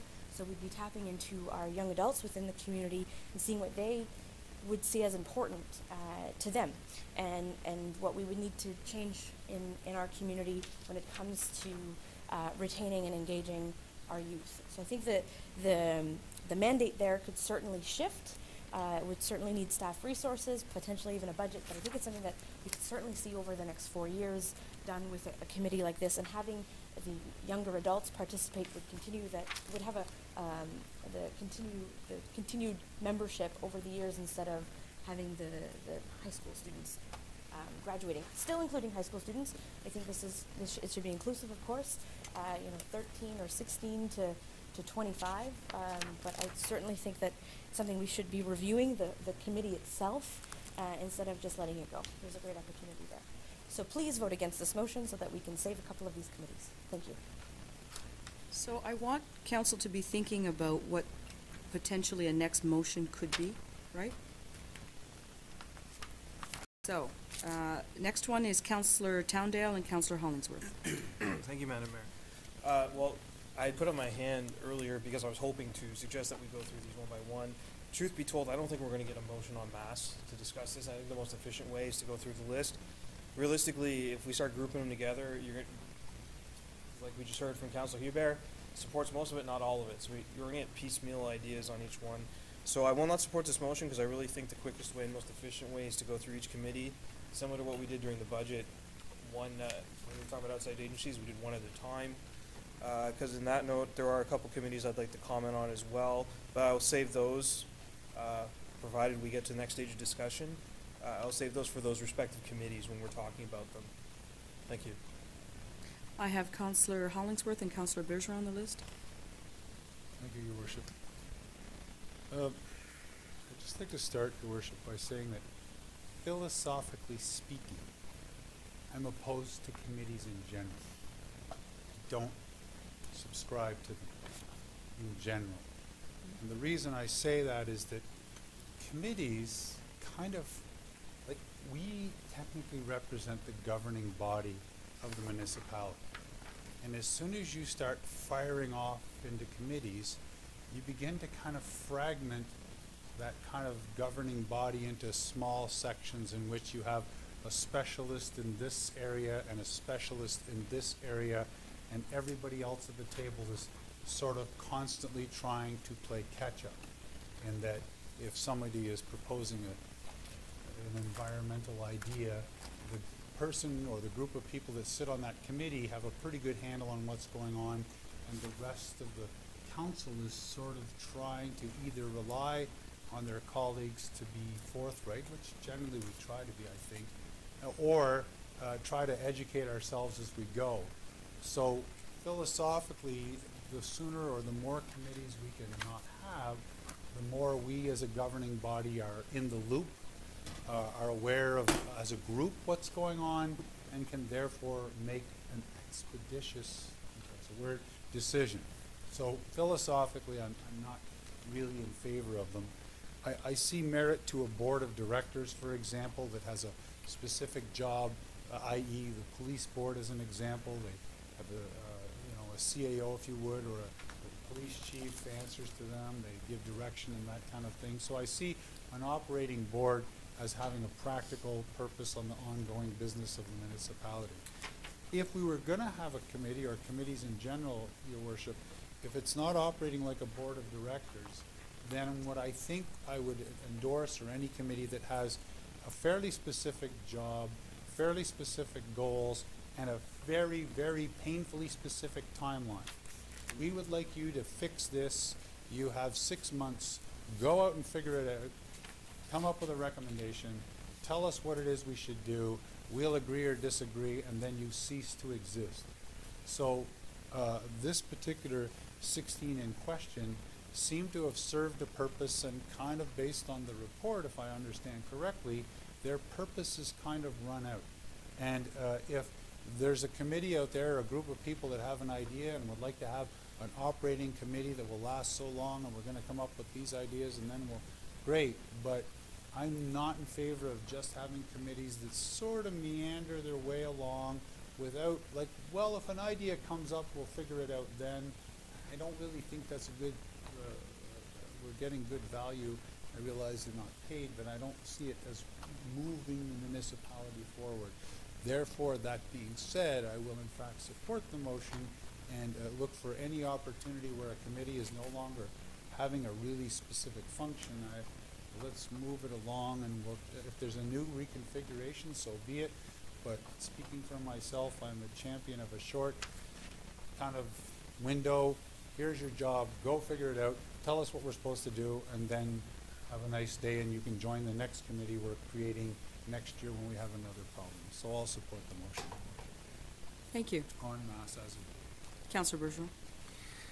Thank you. I echo some of Councillor Hollingsworth's sentiment here, but I'll only speak to the current motion on the floor. I won't support it for the same reasons that Councillor Hebert made. There are some committees here that I think we really need to dive deep into. Since the motion is to remove all of these, I can't support it. I do have a question, I suppose, for the clerk. If this motion passed and Councillor Hebert and I wanted to establish a use advisory committee or task force, the wording of a task force or a committee or a joint committee or a subcommittee, does it matter? Does it mean that 6 members of council have to support it to bring it back to the floor?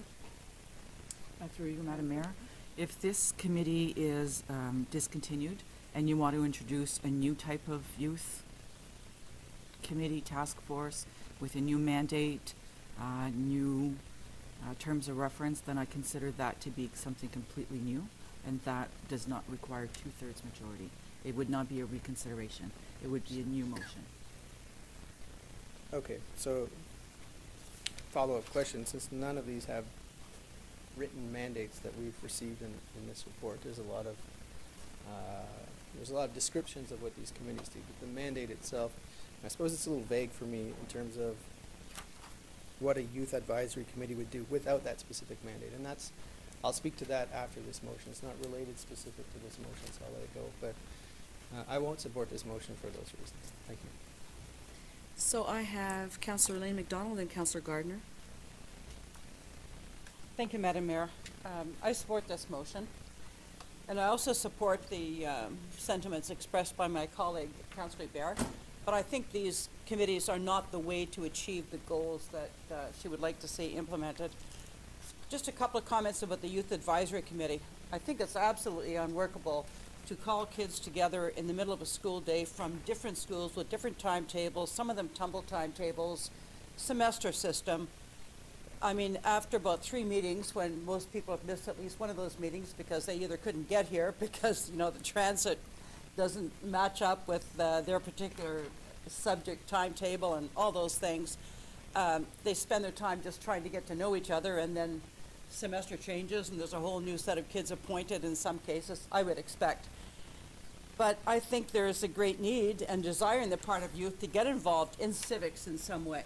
And I also think environment is probably the aspect of our community that might be the most intense interest to young people. But maybe the Boys and Girls Club might be a place where we could cooperate with them, and maybe they have a full program. They won't want to hear about this, but they do have kids there that I think already know each other, relate to each other, and that maybe could be inspired to take on some sort of project on something as important as climate, because this is going to be, it's of national and international critical interest, obviously. But I think we have, to saddle our environmental, our environmental department with responsibility for running a committee, I don't think it's productive. I think that what we should do is do what we can to support a community-based group of, say, young people, and Councillor Clement, and Councillor, Hubert suggests we go as high as 25. Well, that would be fine, but I think we need to find then a stable groups of young people, and not just like the shifting population that we get through the Youth Advisory Committee. So I say scrap both committees, and let's let ourselves be open to like all committees, but those two especially, because they've been vigorously defended here. But I think we can achieve those goals through another committee that might come out of the ashes of all this 16 committees. So I support the motion to dissolve these committees. Thank you. I have Councillor Gardner and then Councillor Bennett. I seconded this motion because I spent the weekend on this report and the recommendations that came forward. I spent part of the weekend going through these and eliminating exactly the same as the recommendations that were put forward by the CAO. And by the way, it was really a great, the way you did it was educational for me. I've known about some of these committees in my past life, and you suggested that basically we don't use these anymore. They're not being used in terms of their past committees that were useful in their time, but now are not being used anymore. So I worked on this. I went through this again with the big one this morning. I matched them up together, and I'm going to support getting rid of the top 16. Thank you. Councillor Bennett? Thank you, Madam Mayor. I'm going to vote against the motion, mostly because I don't want to see happen tonight with committees what happened with outside agencies when we did a big lump motion and then really couldn't change anything with any of the groups that were in there once the motion was made. So I think if there's two committees in this group that we think there's merit to, I don't think we need to vote them out and then reestablish them with new terms. We can change the terms of reference here. We can say we want to keep them and then just change the terms of reference or its mandate. I don't think we need to vote them out and then restart them. It doesn't make any sense to me. To me, I would like to see us go through these as painstakingly as it seems. Number one, we'll look at number one, and the action recommended was that we get rid of it, and we'll vote on it. I think most of these things we're going to agree on anyway. So it sounds like it might take a long time, but I don't think it really will. And then it gives us an opportunity to talk about these committees that, the Municipal Environmental Advisory Committee, I think, has a purpose. And I don't see the point in just eliminating 16 and then bringing back a month from now a rejigged version of it. It's here now. If we looked at them individually, then we can then say, okay, this is one we should keep, but we need new terms of reference, and then move forward that way. So I'm not going to support this motion because I think we need to look at each one of these committees individually. Thank you. Councillor DePel. Thank you, Madam Mayor. So I will vote to support the motion. I took the weekend to go over the report, and I think through you, Madam Mayor, to Ms. Adams, you've done an excellent job, and I think that the information was very detailed. For the past 8 years, and I hear my colleagues, for the past 8 years, I have been the council rep for the Youth Advisory Committee. Our first 4 years, because the students do stay for the term of council. So our first 4 years was very good. We had a very active one. Our second round, we could hardly keep delay appointments people who are adults on the committee or even get them to attend the committees. So the staff resource for that was Madam Clerk, Manuel Levesque, and lots of work had gone into it, but I think the CAO's recommendations in here are the correct ones. The thing that went over the biggest was when we had the council, or the schools came in and held an election, and they're made up of a council. So I think engaging youth that way is something that really is connects with the youth. The first time around with the Youth Advisory Committee, we held events. And so those events, of course, are very time-consuming, and to get that participation at night, and meetings, we would hold some in the afternoon, some in the evening, to get a different audience each time. But I think that we have to look at, I do think it has to come back as something new, because I think that the amount of energy and work that has gone into the Youth Advisory Committee and the resources has proven to us that it's come to the end of its day, in my opinion. And I do think that coming back as an engagement committee, or an engagement task force kind of, as the CAO is recommending in this report, is the way to go, because I think it would be new, and if we introduce that, it would, I think, would resonate with youth. Our new communications personnel is very active on social media and is very youthful, and I think that there's an opportunity there to engage the youth even more. So, not that I think Madam Clerk isn't youthful, you're very youthful, Madam Clerk. Councillor DePel, be very careful. You're walking into terrible territory. Madam Clerk, you take my breath away, you're very youthful. But anyways, I think that it is time for it to come back, and I realize how the CAO has outlined it in the report. I'm actually, would have been ready to, that's why I second Councillor Grant's motion, was because I would have been prepared to say, let's take this as our working document and move forward and implement everything that's in the report, because I think that there's been a lot of time put into it, and I think that it's very, I mean, it's time to move forward, and we do have way too many committees, and we all say it, and I'm prepared to support this motion and eliminate those 1 to 16. So, Councillor Towndale, there were two motions. The first one was supported by Councillor DePel, and the second one was supported by, the one we're debating, supported by Councillor Gardner. Yeah. Councillor McIntosh. I thought it was an excellent report too, and you gave me all the information I needed. As Don Papa say, really good, really, really good report. But yeah, I'm going to support the motion. Even with this, we'd have something 23 to 30 committees. I'm on the lay appointment committee with Dean, and believe me, it's not easy getting people to serve on committees. And when you get them, usually there's a life expectancy of about a year and a half at the most. So I can't see, and I'm not voting for this, the 60 motions to save time.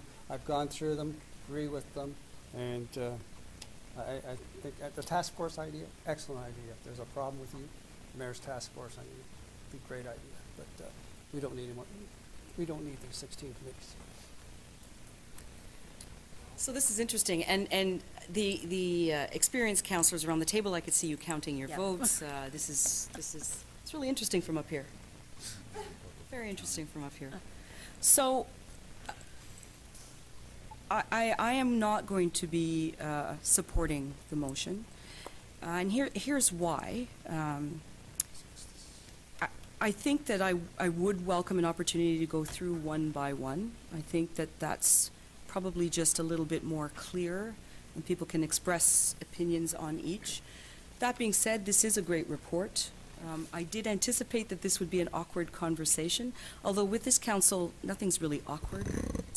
You're pretty good. But I would have, I think, preferred that we go through one by one and have some feeling around it. My understanding, though, is that none of these committees have any clear mandate. They don't.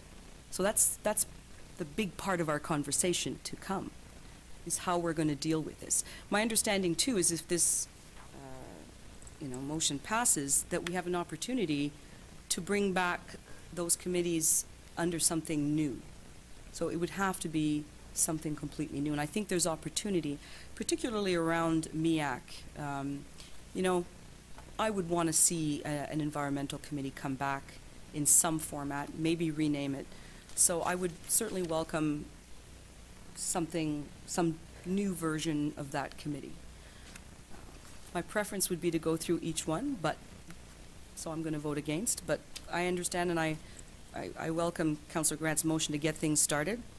I'm not going to support it, but I will now have you wrap up. Thank you. I don't want to sound like a cold-hearted person when I say I live like these, because the youth advisory was the one that really had me stifled. But I start thinking about when you you, Madam Mayor, had all the children in here one day, and I was in the office, and... Were you? Yeah, I came out and I looked to see what was going on. I couldn't believe it. They had so much fun in here, and that's the kind of thing, getting the children exposed to City Hall. And the mayor did a wonderful job getting them interaction. So there's ways we can do it. It's just I don't think this committee, listening to the reports that I heard about this committee, about the people showing up, et cetera, the attendance was terrible for the last term. So that's why, and the Youth Advisory Committee to me is important. That's our future, and so I didn't want to sound like I was just a chopper. I wasn't. Thank you. Recorded vote, Madam Mayor? Yes. Madam Clerk. Do you want to reread the motion? Please. The motion is to discontinue the 16 committees. But we had with direction. Councillor Grant, I think the motion was to discontinue all 16, right? Thank you. So Councillors Claude McIntosh, Elaine McDonald, In favor? Sid Gardner, Favor. Dean Hollingsworth, In favor. Caroline Hébert, Against? Councillors Maurice Dupel, In favor. Glenn Grant, In favor. Todd Bennett, Against? Justin Towndale, No. Éric Bergeron, Opposed. and Madam Mayor. Against. It's 6 against. Yep. Or 6 in favor. 6, so the motion carries. So, Councillor Hébert? I'd like to move a motion, Madam Mayor, if it's in order. I'd like to move that we create the mayor's task force on climate change immediately, so it doesn't get forgotten. I think this is an issue that we should be addressing immediately. I feel like if there's been some comments that a couple of the committees I mentioned could eventually be task force, because I feel if we don't, in a motion, create those task forces immediately, they will be forgotten. So I would like to move that we create the mayor's task force focused on climate change, if I can get a seconder. Councillor Grant? Point of order. I think What's that your point of order? motion's out of order because we're discussing this, the current committee structure, and if at the end of this, a new business motion, I think that's where that's appropriate. Madam Clerk?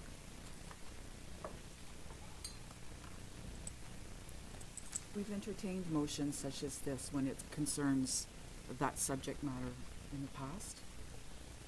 Councillor Grant, I think, raises a good point that new business would be appropriate, but I see both ways as being perfectly acceptable.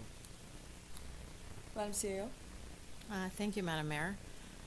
I think that there might be some committees that might come out of this. So we've certainly heard comments with respect to youth engagement, making sure that we do something. So I want council to be assured that we don't want to lose sight of that. I think we're just simply recommending, we think that there might be a way that we can do it better. With respect to task force or a new committee for climate change, my preference would be not necessarily to rush with a motion tonight. It's not that we want to lose sight of it, but I think that I would prefer that it be done in a thoughtful manner where we can properly draft a terms of reference, work on what a mandate might be for a committee or a task force such as that, and then maybe with some of your input, and then come back with some recommendations to council or something that, so in my experience in the past, sometimes committees get voted on, get set up, but in the meantime, we don't have a document in front of council to say what that terms of reference are going to be, what that mandate's going to be. So that's what I would like to try, and so perhaps a new business motion could come forward with some ideas specifically that identify what some of the thoughts are around that. But in the meantime, we can also work with administration to try and ascertain what we think would be better, whether it's a task force, whether it's a committee with a terms of reference and a mandate. So I think we want to make sure that we're available to work with council. These are your committees or your initiatives for this term. So I think we want to help with that. I think we're just trying to. I was just under the impression that administration will take direction from council through a motion. So my concern is that if we don't do this today, it won't be addressed. So what I'm hearing is that regardless of the vote, administration will start discussing terms of reference. Is that what I'm hearing? Because I would, usually, we would vote to create this committee, then administration would put together terms of reference and bring it back. Or not a motion to create this committee, or more so the feasibility of creating this committee, and then come back with a report on whether or not we should run with it. Madam Mayor, if I might, that is fine. What we want is we want direction, right? So if you have an idea of a committee and the committee is with respect to climate change, I think we want more direction with that. So that's part of the reason why I'm potentially proposing a new business motion or something that provides a little bit more detail. Staff can come back with a report. I just want to make sure that we have enough information this evening to be able to draft something along that lines, if that is a motion that's going to be made this evening. So, my understanding here is that we don't have to decide everything tonight. In fact, we weren't sure we would get through all of this tonight. So, I'm willing to entertain a motion now, but I'm also willing to entertain one on March 25th, a new business motion with more direction around a climate change environmental committee of some sort. And I would think that Councillor Ibal, you would follow up on that. Oh, yeah. So whether you make it tonight or whether you make it March 25th, I think it's going to happen. Yeah. That's the sense I get. I would lose a month of work, you know. That's what I'm... It's March I 25th. will, So but I'm willing to entertain a motion now. As you heard from Madam Clerk, this can go both. I'm letting you decide, but I'm willing to entertain it now or on March 25th with more direction from you in terms of the committee. I will come with 2 new business motions on March 25th with both committees in mind. How does that sound? Councillor Ibal. That's fine. Councillor Bergeron? I just have a question. I was considering supporting the motion, whether it was on the floor or not, but can someone define the difference between a mayor's task force and a committee? Because it seems to me a mayor's task force would be your decision and a committee of council would be our decision. And if that's not the case, can we call them councillor committees? Is there another word for them? Maybe just some clarity on that, please. Madam Clerk, and then I'll make some comments too. Do you want me to make mine first? So my understanding of a mayor's task force is that the mayor calls that, depending on the type of project. And it usually occurs during the time of the term that the mayor is in office. So the other thing about a mayor's task force that is different from a committee is that you don't necessarily have lay appointments, right?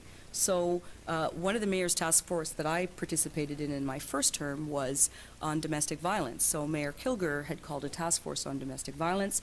There were different people around the table, Baldwin House, different shelter groups, different people who had worked on that issue, because at that time there was a sense, the numbers, that domestic violence was at an all-time high, and so that happened. And then it existed for the life of that term. There were no council or there were no lay appointments. It was the mayor driving that. Madam Clerk? I agree. Madam Clerk, through you, Madam Mayor.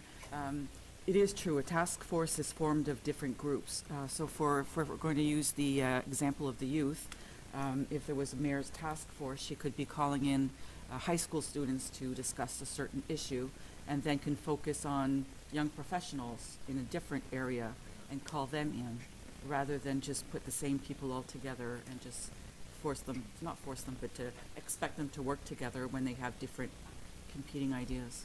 So thank you, that's very clear, that's how I understand it too. However, my question, I suppose, would be in more detail, can this council declare a mayor's task force, or is that the job of the mayor? Because the motion was to set up a mayor's task force. I just want to know if we can do that or if we can't. Well, there was no motion. Yeah, so and the my one I was considering seconding. Right, there was no motion, and so my understanding from the discussion with Councillor Hubert is that she's looking more at a committee than she used words mayor's task force, but it would be a climate change committee. But normally the mayor calls the mayor's task force.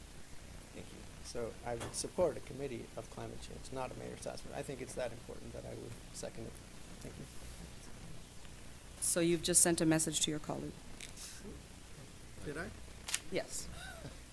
Councillor McIntosh. I prefer a mayor's task force because my understanding of a mayor's task force, first of all, has much more clout, and you identify problems, objectives, and where you're going to go. Whether we're going to meet next Tuesday and somebody produce an agenda, we'll just have a talk for half an hour. Well, with a mayor's task force, you're actually going to usually get things done, rather than just going on and on and on forever. So, anyway, the mayor has to agree with it if it's going to be called the mayor's task force, but I think you might agree with these two. So, the problem, and I appreciate your comments, the problem is that our committee structure does not have mandates. So that's why it's been unsuccessful. That's why there's a feeling that mayor's task force is more useful, because our committee system has not encouraged goals and results, right? So I'm still working on a speakers list. I have Councillor Elaine McDonald, Councillor Glenn Grant. So, Madam Mayor, thank you. And touching these committees, well, I think, in a sense, the word committee has become it's a little bit tainted in my mind. I would like to see citizens groups such as we have listed here, the Transition Cornwall, Active Transportation, Food Action Group, River Institute, St. Lawrence Remedial Action probably being the most far-reaching, most effective one in terms of international activity. All of these were community-based organizations. I don't like to see the word committee used here because we sort of attach a committee to a municipal department. And I don't want to say that I don't favor citizen input into our departments. But when you get a committee, sometimes that committee thinks they've got to direct the department. And frankly, I think our environmental committee already does a super job, and they welcome any input from the public. But to think that they could do it better if the committee told them how to do it better, like, you kind of get into that kind of thinking sometimes with committees. You know, the committee feels they have to direct the department. So I would rather see us, as a council, support some citizens group. Like, it would have to be grassroots based and not started here, but started out there, and we welcome it, like we have Transition Plus. We support them, we cheer them on, but we don't direct them, and they in turn, they advise us, but they don't direct us. So I like that arm's length relationship, and I'd like to see us do something with youth on the environment, but not us directing it. Like, I think below the level of the activity of our environmental division, there's a huge world there that needs attention, and I think young people are really well placed to observe it, to want to act there, and maybe achieve things that we would never get down to that level to do. So that's, I think the task force would meet that need better than a committee would, because a committee would be a committee of council, and it just wouldn't be as free-ranging as all these groups were. And I was on the first Environmental Advisory Committee, and at that time we took an assessment of all the committees we'd had in the past. Like, I remember Cornwall Clean Air, and I don't know how many others you might remember, John. We made a list of them, and some of them don't exist anymore because probably they fulfilled their mandate, or some other group took over the responsibility for that work. And thought it was pretty wonderful. And I don't think we needed the committee. You know what I mean? Thank you. Thank you, Councillor McDonald. Councillor Glenn Grant, and then Councillor Justin Towndale. Thank you, Madam Mayor. What I saw in the past in my years at council was if there's an issue in the community, you put a task force together to work to eliminate, improve, whatever the term is. I think it's an issue, so you know there's a start date and an end date, and it's usually within that term of council, and we agree with what you're saying. So I like the idea for Mayor's Task Force. There are some committees that do go on and on and on, and the Senior Friendly Community Committee, it goes on because there's a lot of seniors, and the seniors issue change, and I think that's an important committee to keep working with. So that's so I like the task force idea because it's short term and it's over with. Councillor Towndale. Thank you, Madam Mayor. You mentioned twice that the committees listed here didn't have a clear mandate. I have to disagree with you on that. I would like to point to two of them that I sat on. One of them was in a different category here, but for example, the Skateboard BMX Subcommittee had a very clear mandate, I would say. It's in the title. And quite frankly, the BMX track came out of that committee. and I think it achieved at least half of its goal. So I have to disagree with you strongly on that. And I think, unfortunately, those comments sort of do a disservice to the members of that committee who worked very hard on that, saying they didn't have a direction when, in fact, they did. I'd also like to say the same for the Culture Plan Committee. I think, you know, the recommendation here is that it has potentially wrapped up its work, because I think that's true. It's evolved now. The Art Center is a physical structure. Fundraising is underway with the community groups together. The Culture Plan Committee, when I joined, had the Culturescape report, and that was it. The steering committee, and Councillor Bennett was the chair of that committee. We worked very hard on that, and it went from a Culturescape report to the RFP to the steering committee, feasibility study, coming to council, getting it approved in principle, and then evolving to the point where a building became available, fit test, etc. But these two committees have very clear mandates, and I think they achieved at least part of their goals, or not all, if not all their goals. And I really think we have to be careful here in saying that they didn't have direct mandates. Thank you. Any further comment? So I will respond to that. There are 49 committees, a lot of committees. And I would argue that there is a lot of lack of clarity of mandate for most of them. You can bring out those two. Councillor Towndale, the issue here is we're not arguing against one or insulting the other or being hard-hearted about them. We all, of course, the same as with the community agencies, support the work of these committees. We all do. No one here wants to malign or discourage people from applying or devalue the work that has been done on these committees. No one around this table is doing that. However, we do have to change our committee process in general. We do have to have more clarity when we say, you're on this committee, go and do things on behalf of the city, on behalf of the community. That's what we're debating. So I understand your comments, Councillor Towndale.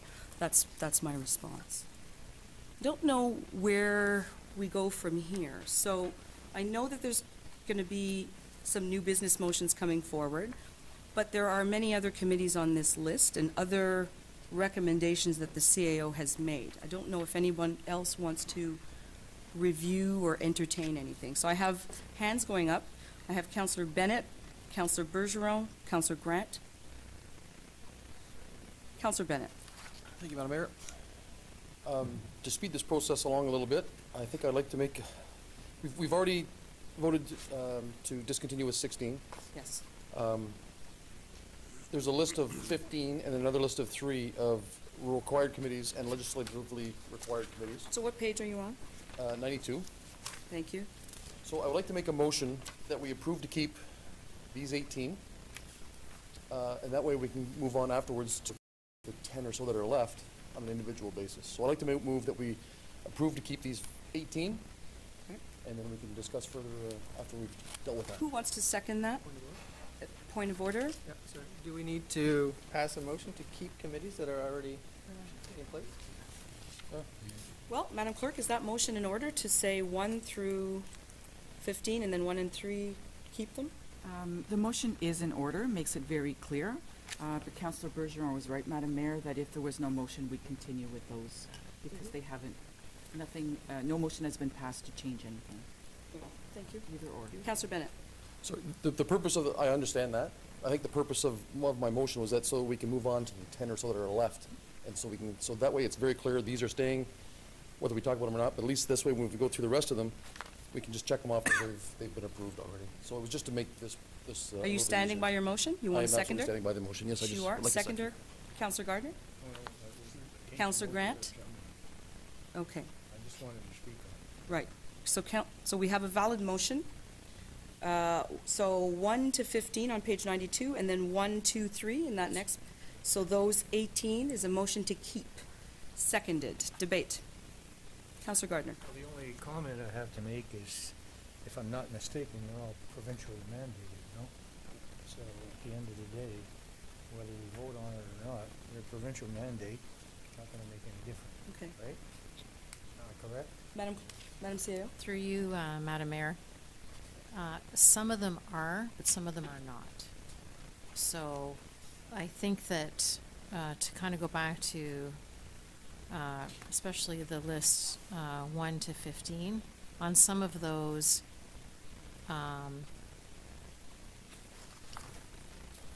I think that, so for example, the Service Manager Joint Liaison Committee, it's not provincially mandated, as an example. However, we've put, What did you say about the liaison committee? it's not mandated that we have that committee. However, like the intent of that 1 to 15 is we look at those as what we, I think, deem to be our most important committees with respect to, I think, our core businesses that we're involved with day to day in the municipality. So I just wanted to clarify that because there's not a provincial mandate to, you know, most of them there are. So the motion remains what? Just that we accept them and. Okay, that's good. Thank you. Any further debate on that motion? Councillor Townsend. Thank you, Madam Mayor. I just want to comment quickly on the Community Safety and Wellbeing Advisory Committee. This is a new committee, as we saw it came to council. A concern has been raised, just because now this is a committee council, yet there was a logo design contest. Some concerns have been raised by local folks that it may not have been a competitive process, because normally we would do something like that. Instead, a freebie contest was held that solicited design from outside firms. It's not normally how we do business as a city. It's a little unusual, and I can understand the concerns. So I want to go on the record echoing those concerns, since this committee is part of this group, and it is something we're endorsing, and it's recently established. Thank you. My understanding is that if a councillor wanted to make a new business motion around that issue at a subsequent meeting, they could do so. Yes, Madam Mayor. So Councillor Towndale, you've heard? You've heard. You can make a new business motion along that line. Okay, so on this motion, any further debate? All in favor? Carried. Next, Councillor Elaine McDonald. Madam Mayor, I vote that we maintain the recommended 8 committees that follow that 18 that we just voted on. And I know this might not be forever. The Senior Friendly Committee, for example, is a new one, and I'm glad to see it here for now. But at some point, I think it might just keep running itself without our input. But for now, I'd like to keep those 8 committees. I think one of the criteria we use to decide what we keep is the need our community has of these committees. For example, the Transit Committee, a lot of the time that it spends in discussion is on promotion of transit. And until we double the ridership, let's always have a Transit Committee, even though it isn't a provincially mandated committee. And I think that's a criteria we should use with all our committees. If our community needs that committee to work and work effectively, then as with that one, and with the other 7 too, that we keep them. Any seconder for that motion? Councillor Bennett? So, yep. Councillor Bennett, you want to speak? Yes, please. And then Councillor Bergeron. Go ahead. I seconded the motion because I agree with Councillor McDonald on their importance. But I just wanted to make it clear that I think 3 and 4 should be on a short leash. There's some issues, I think, with the funding formulas for these things. I think we all know the issues with the airport commission. So I think we keep them. I just wanted to make sure that we know that these ones here we should be paying particular attention to in the next year or so. I'm enjoying this council. You guys are great. So the next one is Councillor Eric Bergeron. Thank you, Madam Mayor. My question, I suppose, is for the CAO. Could, if I may, would you be able to explain the difference between the review committee and the airport committee? And I think this speaks to Councillor Hollingsworth's point about committees for the sake of committees. I'm a little confused about what the second one is for, as I'm a member of the airport committee, and I think everything listed here would be. Madam CEO. Through you, Madam Mayor, I think your comments are well taken, and I think that, so there is the Cornwall Regional Airport Commission that previously would have perhaps 1 member of council and maybe up to 2 lay appointments. And so with this term of council, recently there's been 3 councillors appointed to that. The Cornwall Regional Airport Review Committee, I believe, was established a few years ago with the intent to take a look at, there's an agreement that we have with South Glengarry that is outdated, that needs to be updated, as well as what is the I think what is the view or the business plan for the Cornwall Regional Airport moving forward? So to your point, whether those two can be consolidated together, they probably could. The other item for number 4, so the Cornwall Regional Airport Review Committee, that might also be an ideal candidate for a task force where the mayor can, right? But I think what is important for the Cornwall Regional Airport Review Committee, I think it's important to include our neighbors in South Glengarry to be part of that process. So I look at that as, potentially it could be part of administration between the two municipalities as well as elected officials to take a look at that moving forward. Or perhaps council or the mayor might want to take a different approach. But that was established a couple of years ago to start to take a look at the airport and the agreement that is a little bit outdated. Okay, so thank you. I share your thoughts here, although I suppose I disagree. I don't think we need the review committee whatsoever. I think that is the role of the commission, and the role of us as city councillors on that commission would be to bring these things forward to this council. We are in partnership in that commission with the Township of South Glengarry. There is a mandate, I suppose, for that, although has it been implemented is a different question. And it is a subject of, I'm very interested in this subject, so it's why I joined the committee. I suppose speaking to this motion, I can't support this motion, or I would like it amended, if possible, because I would prefer to see item number 4, Cornwall Regional Airport Review Committee, to no longer exist. Is that an appropriate amendment? No, Madam Mayor, it's not. Thank you. So, before I recognize, and the next one on my list is Councillor Grant, Madam CEO, just going back to what you just said, the review committee, is that, so if we did away with that one, would we be affecting our relationship with South Glengarry? Is that something that we should do in conjunction with South Glengarry before we do away with the review committee? I don't think that there's concern with eliminating that committee. It's my understanding that South Glengarry has also appointed 3 elected officials to the Airport Commission. So I think what is important is, depending on what that makeup of that Airport Commission was, I think it's important that there's adequate representation from council around those discussions if it happens at the Cornwall Regional Airport Commission. So I do believe, I'll be very honest, I do believe that South Glengarry very much also wants to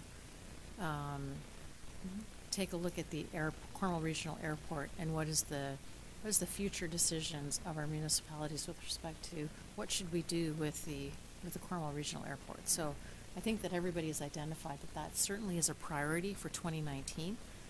It can happen through the Cornwall Regional Airport Commission. I think that if there is a task force or a review committee set along with that, I think it's also important that the councillors that are on the Airport Commission have either a dual role or have input in that process as well, because you're the closest to that matter as we move into 2019.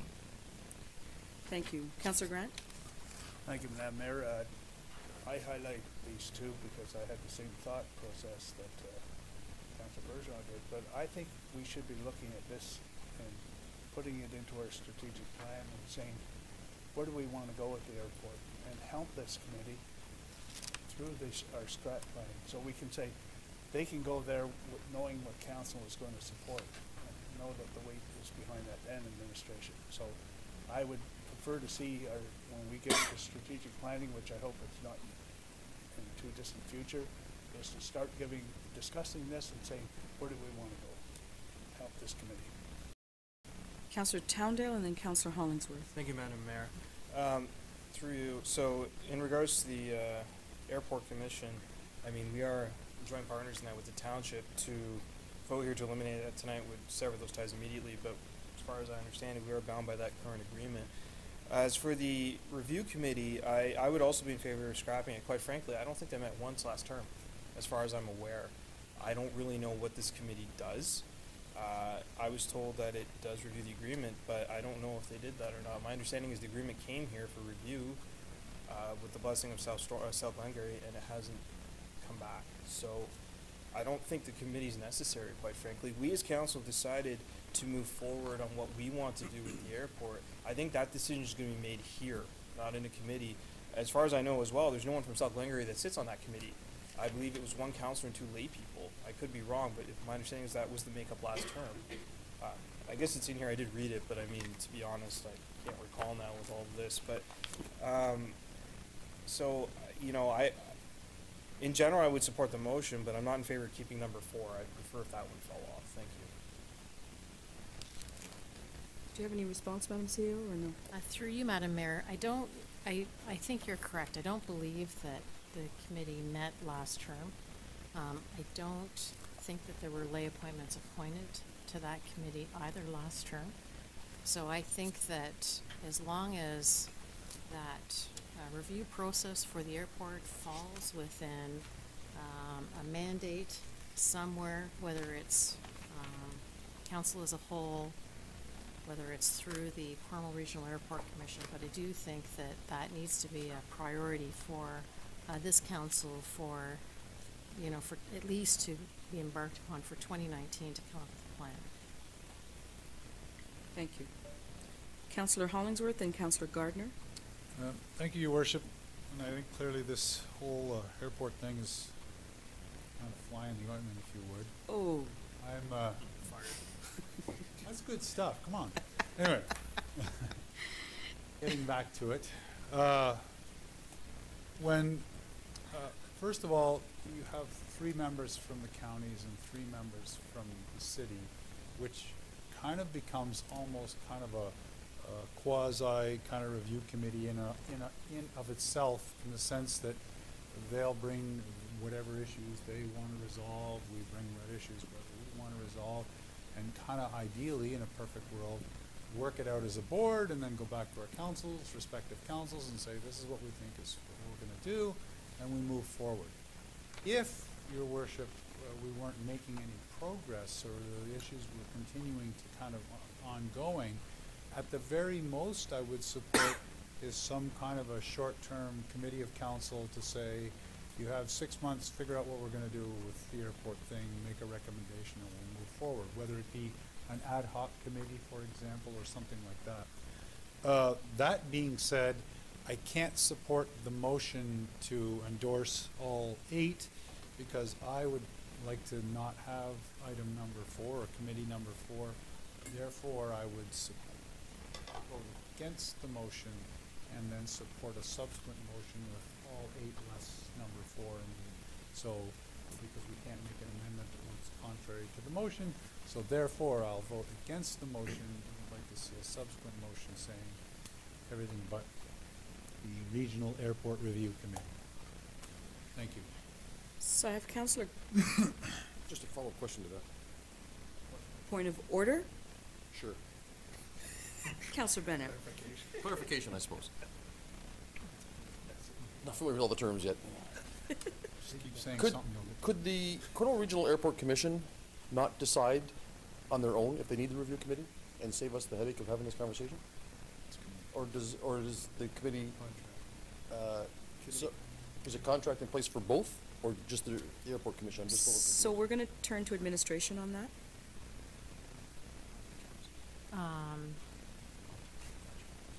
So the airport, how do I want to, so we did undertake, a couple of years ago, we undertook a review with Grant Thornton to look at a business model or feasibility plan for the airport. So that was concluded, and that was shared with both councils jointly in the previous term of council.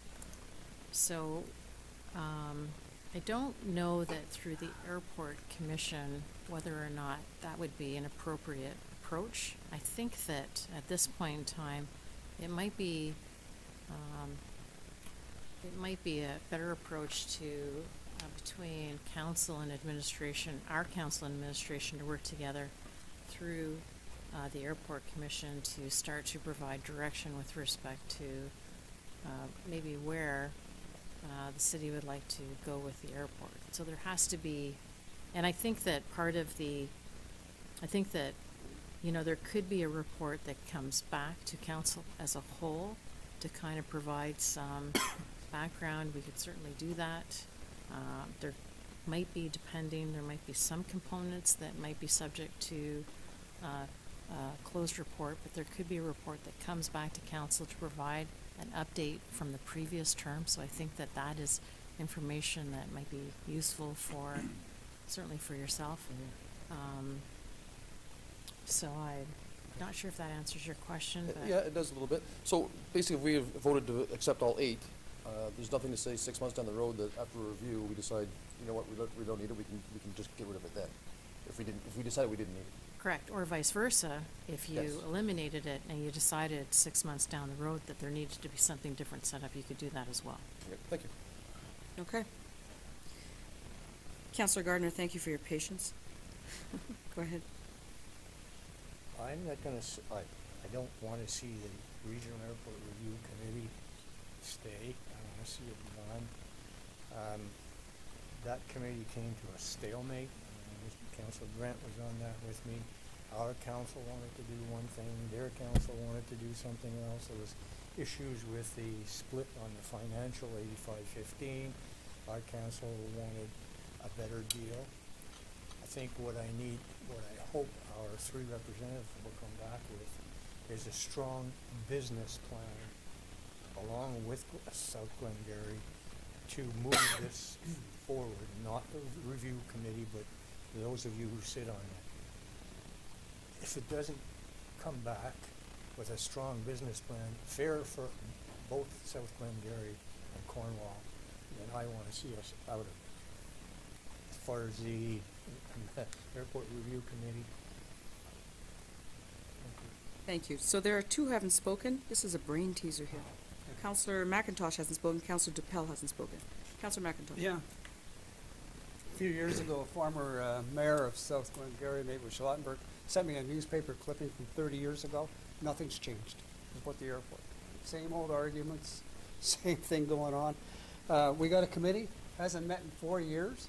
Sounds like we don't have a committee. Why do we need at least 4 years? Councillor DePel? No, I'm good, Madam Mayor. Okay. So before I go to wrap up, so I'm going to support the motion with the understanding that Member 4, as Madam CEO responded to Councillor Bennett's comments, we can 6 months down the road have that one drop off if it's of no use, right? So I don't see us getting all caught up in that procedure. So I'm just going to support this to move forward and have the commission councillors report back to us in terms of the usefulness of that committee. Let us know whether it should stay or not. So, Councillor Elaine McDonald, can you wrap up? Thank you, Madam Mayor. I think from the comments I've heard around the table, I think we all agree we definitely need a change in the agreement between us and South Glengarry. And the review committee was probably meant to address that. It failed, probably because it's 3 against 3, so I can accept that. And I'm reassured by the CAO's words that this is a huge task ahead of us, and the CAO to CAO and council working, whether in closed reports, to devise a position. This might be the way to effect change. So I'll be happy to remove 4 from the motion if I'm able to do that as the mover, because I'm reassured that we don't need that review committee to do the very necessary work. It's going to happen somewhere else and somehow else. So if I can move that the other 7 committees be endorsed and preserved, then I'll happily change my motion. Madam Clerk. If the seconder is in accordance with that motion, that is in order. Who's my seconder? Councillor Bennett. Yep, Councillor I'm good. Bennett. I like it. Does that work? Yep, very much Great. so. So we're going to vote on the motion as amended. So to keep all of these committees except for number 4. Is everybody ready for the vote? All in favor? Carries. Against?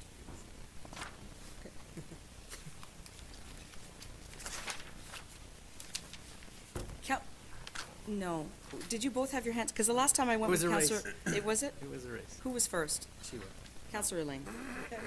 Because the Are last we at time the you end both of had this? your hands up at the same Are we time, at too. the end of potential motions in this section? No. No, we're not. Okay, then I'll wait. There's one motion I want to make at the very end. Councillor Bergeron. Do I have to make a motion? Am I allowed to? Why don't you stand up and let us know what's going on thank you. first? Okay, I don't know what you're, Madam Mayor. where you want to go yet. I think you know where I'm going. I just want to use this, what we just did as an example. We didn't need to pass motions to approve committees. We could have just, in the same amount of time, passed a motion to not approve a committee. So I'm only going to make a motion for the committees I don't think we need to keep, because then we're going to discuss them one at a time. So that would be the recommendation I make. I'm not going to make a motion for that. But in this example, we had a councillor who had to step out. We were discussing 7 different committees that were not in conflict for her, but she wasn't able to participate. So I really think as a council, we're going to fall into this trap of bureaucracy unless we just move the ones we don't want to see and discuss them individually. I don't think we're going to save any time by doing it this way. It's going to take more time than that. So, you have the floor and you may make a motion, Councillor Bergeron.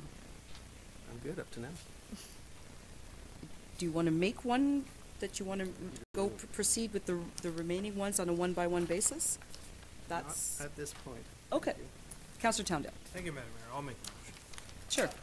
So I would make a motion that we actually keep the waterfront committee. Can I get a second, and I'll debate it when I get a chance. Councillor Bennett.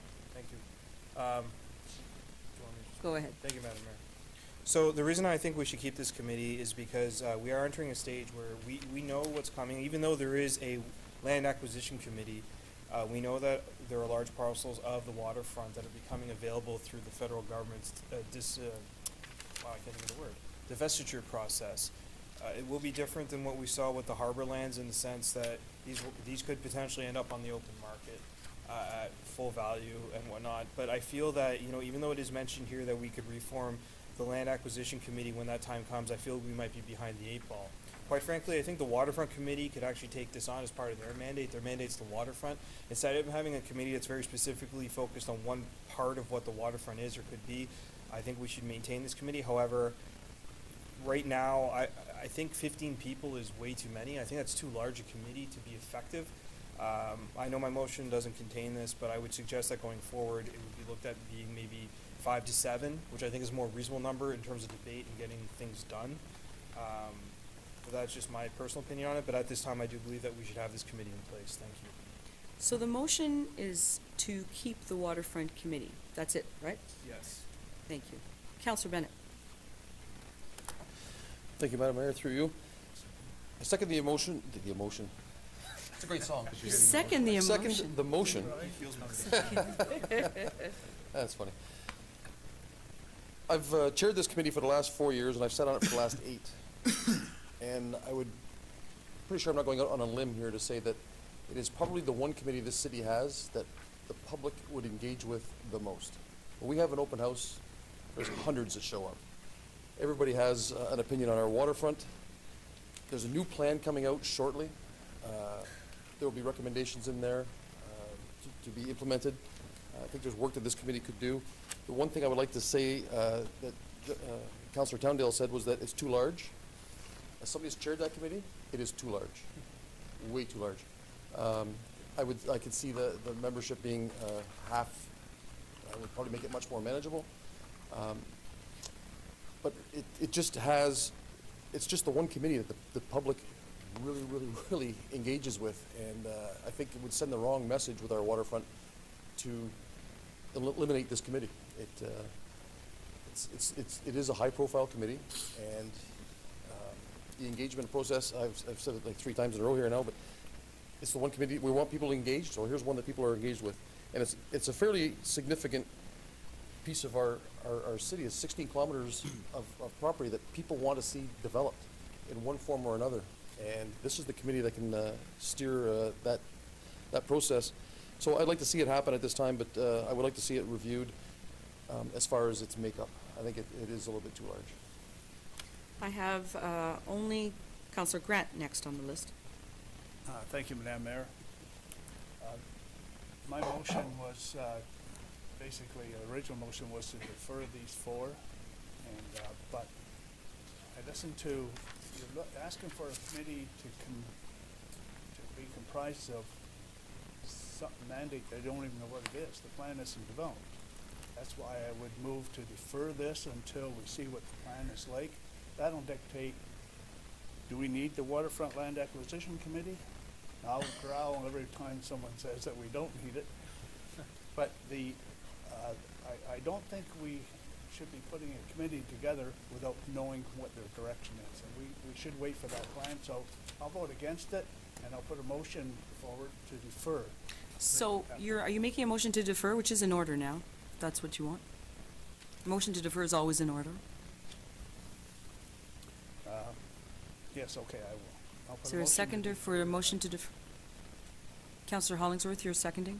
So now the discussion is on the motion to defer. Councillor Lane, I have you next on the speaking list.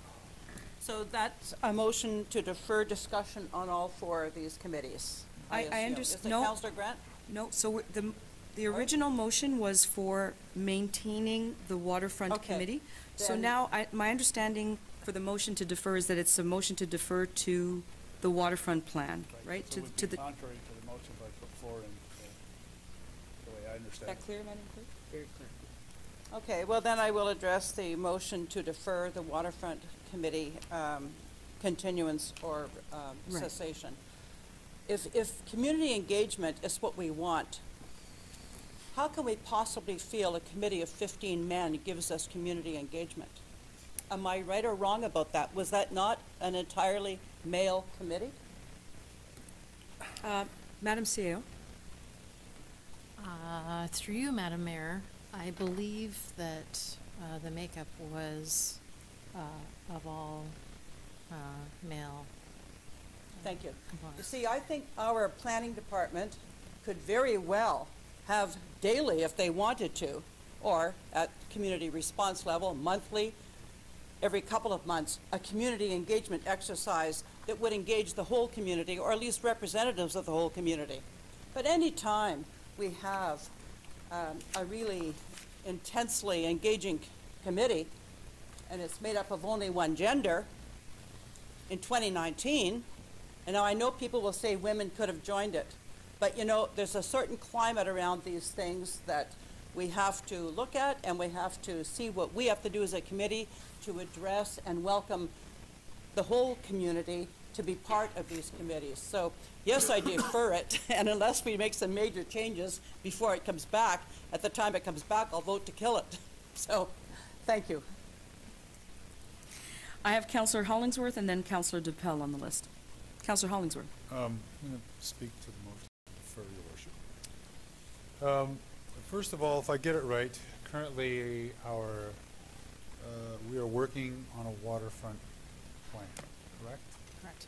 So, that being said, at the point that we complete the plan, we'll have a plan, we'll have a staff, we'll have PAC, and we'll have council who can all deal with a new idea at the waterfront.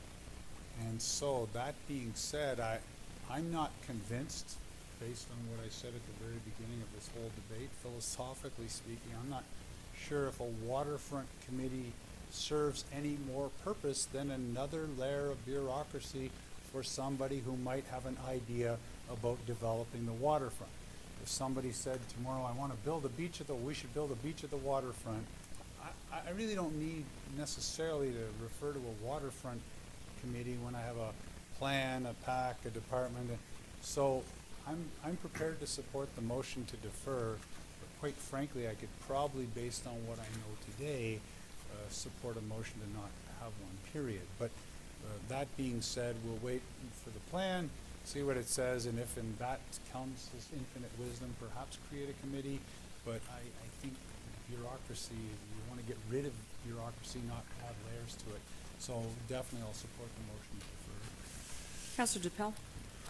Thank you, Madam Mayor. I will support the motion to defer as well, and since I have the opportunity to speak through you, Madam Mayor, I would like to say that for the last 8 years I've sat on the Lay Appointments Committee, and to clarify something, as we're able to stand up this evening as one of my colleagues and talk about, you know, a committee that has been stacked with males, would encourage her to perhaps submit her name to sit on the Lay Appointments Committee, because it's a real eye-opener, because the exercise that we do at that committee is that's the first thing we look at when we're appointing to committees.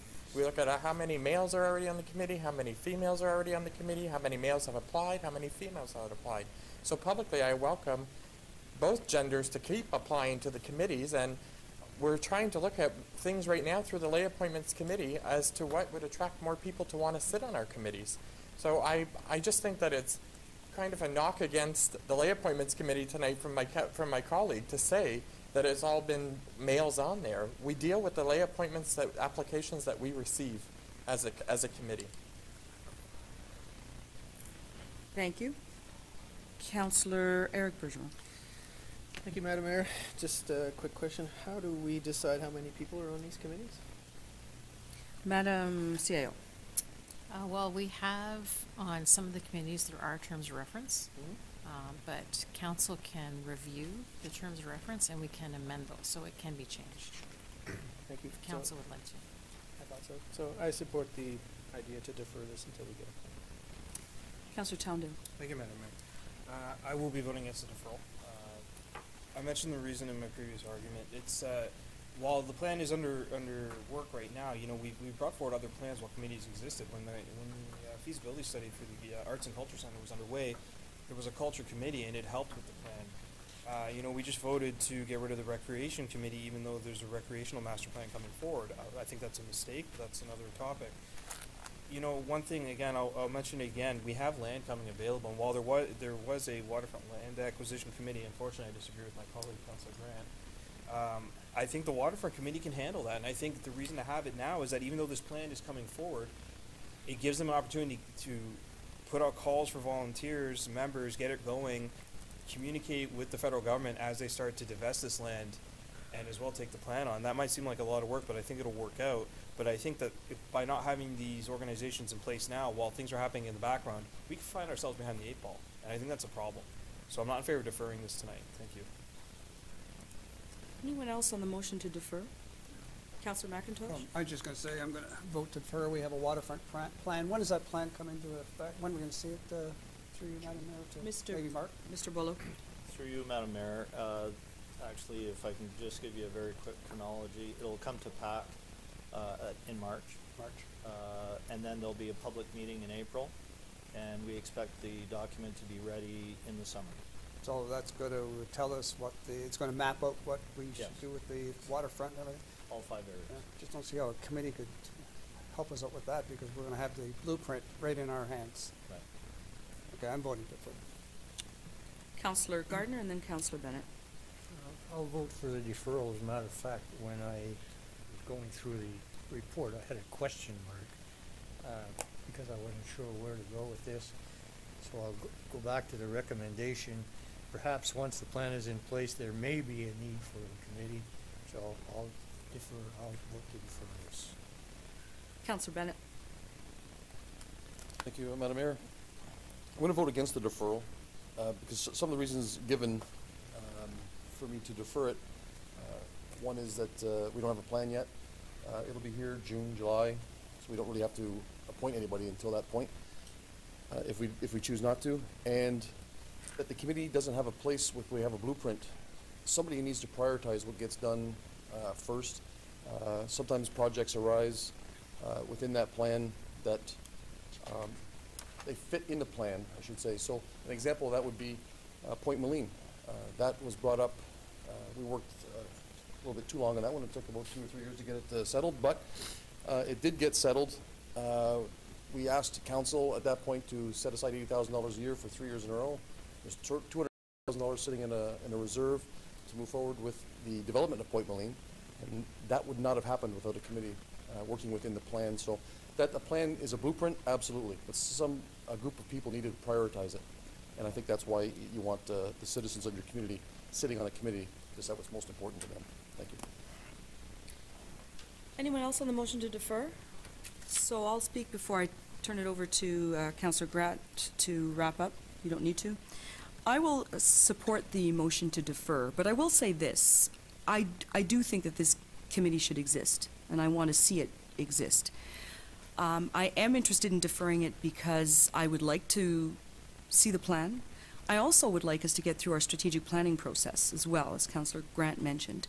And I think that those discussions are going to be helpful in terms of setting priorities, and I don't doubt that some of our priorities are going to focus on the waterfront. So if we have a waterfront committee, which I'm hoping we have, if we have that created after the waterfront plan is released and after our strategic planning process, I think that'd be helpful. So I'm going to support the motion to defer. Grant, any further comments? Is everybody? Yep. So the motion is to defer. Councillors Claude McIntosh? Yes. Elaine McDonald? Yes. Sid Gardner? Yes. Dean Hollingsworth? Yep. Caroline Hébert? No. Councillors Modeste Dupel? Yes. Glenn Grant? Yes. Todd Bennett? No. Justin Towndale? No. Eric Bergeron? Yes. Madam Mayor? Yes to defer, but I want the waterfront committee to exist. Just saying it out there so that it's clear. So the deferral has carried. So, Councillor Grant. Thank you, Madam Mayor. Following Councillor Bergeron's direction, I'll ask to defer number 4, the Waterfront Land Acquisition Committee, for similar reasons that we discussed for the Waterfront Committee itself. Yes, at this time, we'll wait. One of the reasons I ran, another reason I ran for election this year is that's near and dear to my heart. I started that committee 8 years ago, or 7 years ago, 8 years ago, whatever, and that's where our future is in the waterfront, as far as I'm concerned. And it's important that we get the proper dialogue with the government. And as Councillor Towndale said, that's pretty close to reality. So, but if we can defer and then see our waterfront plan, etc., maybe we can blend the two of them together in that time. So, Councillor Grant, your motion is to defer what? The Waterfront Land Acquisition Committee decision. Defer the decision. Right, on that committee. Is that clear? Is there a seconder for that motion? Councillor Eric Bergeron. Debate on that motion. Councillor McIntosh? The land is probably going to be sold by end of 2019, 20? Is that the idea? They were speaking, they came to see us 2 years ago. They were talking like tomorrow. Yep. It's all been surveyed. I've seen the survey crews out there. Everything's done. They just got to put a for sale sign on it. Is that my understanding? Madam CEO? So through you, Madam Mayor, if, and I don't know if we know that, I mean, they've deemed the lands surplus. I'm going to look to Mark Wallow to speak on the matter as well.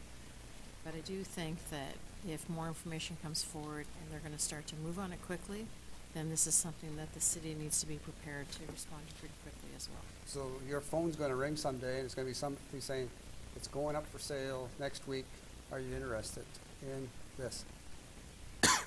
Who would negotiate that? Would we, the committee wouldn't get involved in that. Well, I Who would think negotiate with the federal government's agency for what property we want it? You'd go through council first. Madam CEO? So through you, Madam Mayor, I think there are different parcels. We're talking about different parcels along the river.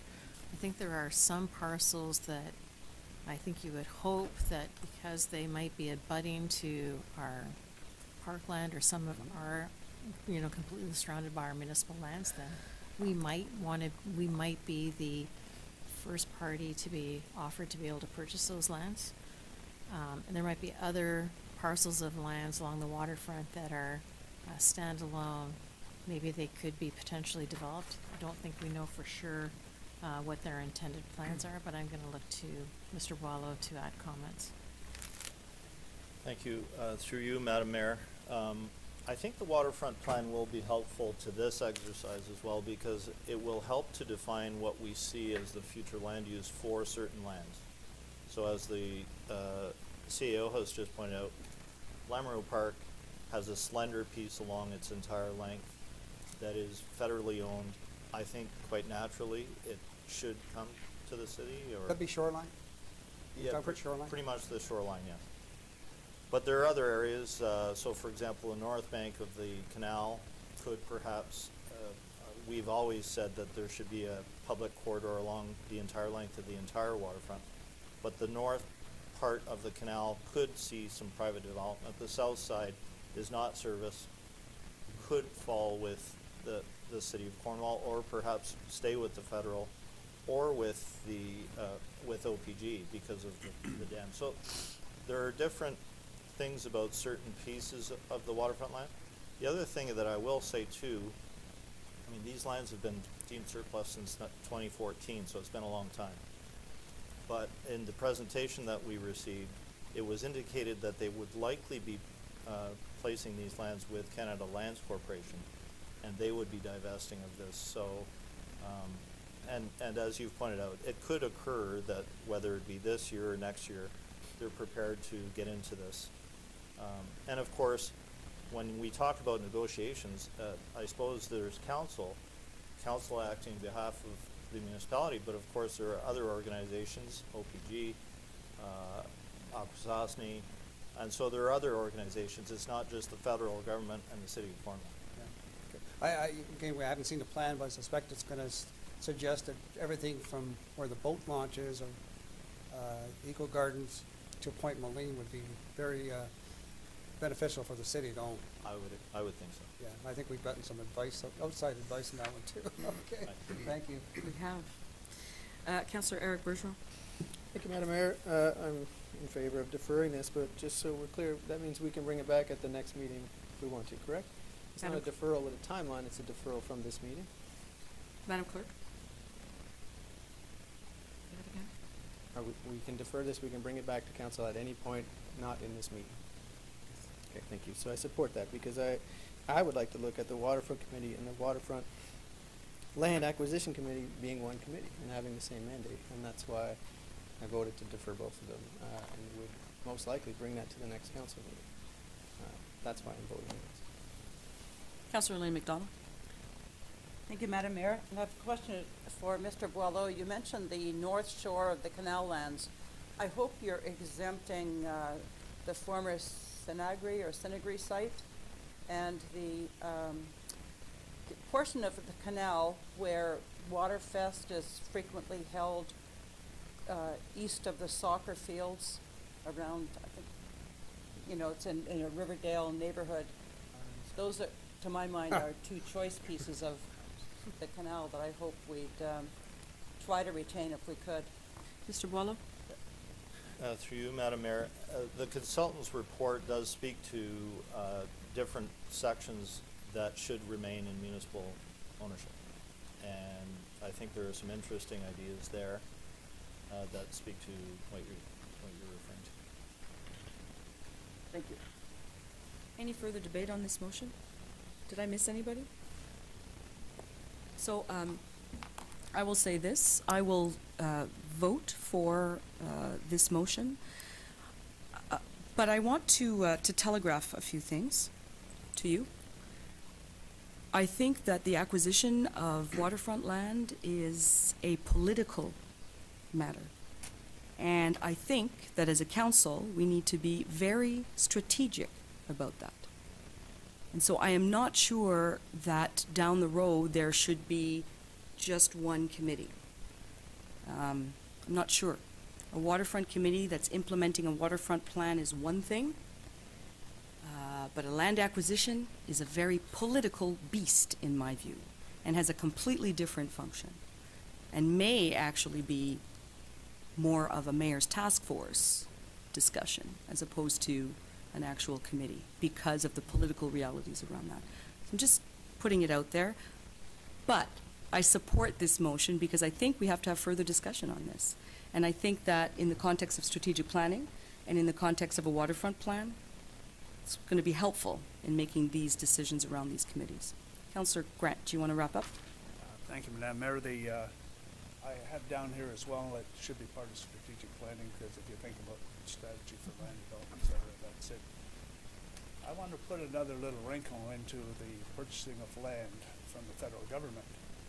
I woke up one morning about 3 in the morning thinking about why should we be buying land that already belongs to us? That waterfront land belongs to the people of Canada. It doesn't belong to the federal government, doesn't belong to any political party. They're only stewards of that land. So why can't we be stewards of the land? Why do we have to pay for it? Why do our residents have to pay for land that we already own? We can become stewards of that land.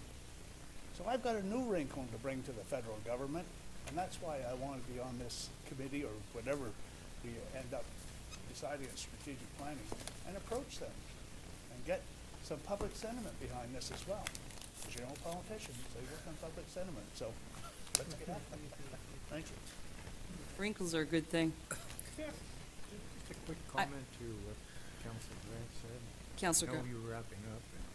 Councillor Gardner. Yeah, it's always been my thinking that that land was expropriated from Cornwall at one time when they were building the canal. So if they expropriated the land from us, I'll ask you to bring an answer back if you don't have it tonight.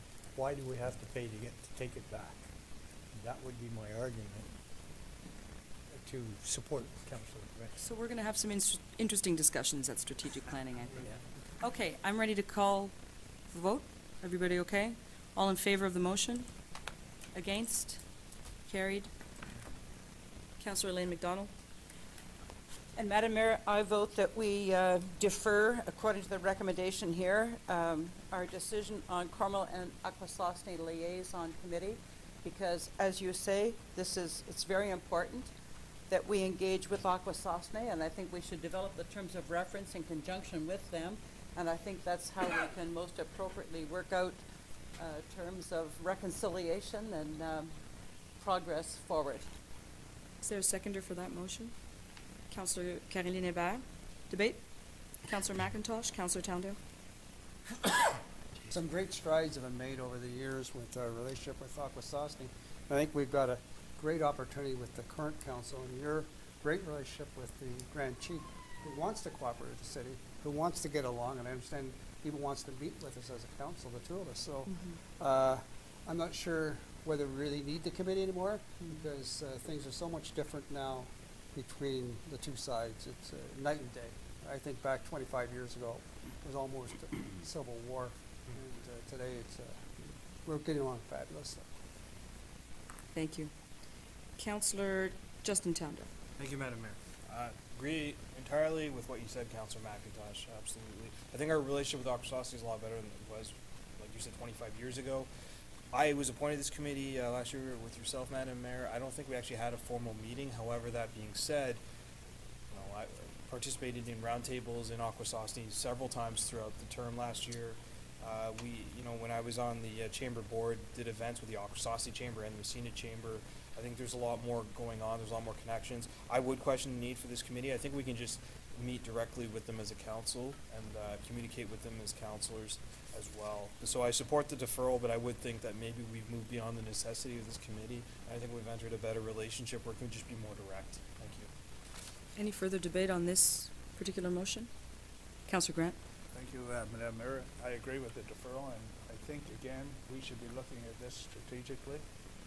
How do we deal with all our neighbors, whether it be the counties or Akwesasne? And I think in strat planning, we should be looking at that one section that we look in, saying how do we develop those relationships. So I'll support the deferral. Further comment? So to Councillor McIntosh's point, my understanding from Grand Chief Benedict is that he would like both of our councils to meet shortly, and we're trying to find a date, looking at April, so that we can start this term off council to council and go from there. I think that's going to be happening. I would support this motion to defer. I would like to actually talk to Grand Chief Benedict about this liaison committee and get his feedback as to whether it's worked, how it's worked, whether it's not worked. So yeah, I think a motion to defer this is an appropriate one. I'll support it. Councillor Elaine McDonald, did you want to wrap up? With everything that's been said. Okay. I'll call the vote. All in favor? Against? Carried. There's got to be one. Councillor Bennett. Thank you, Madam Mayor. I'd like to make a motion to defer the Culture Plan Committee as well. I've been on that committee, I've chaired that committee since it started, and we had a very clear mandate at the beginning because we had the Culture Scape Plan, and we were able to check boxes off quite quickly. We had some outside partners that were willing to help, which was great, but we've completed that work. To say that more work doesn't need to be done as far as arts and culture in our community would be incorrect. So I would like to see this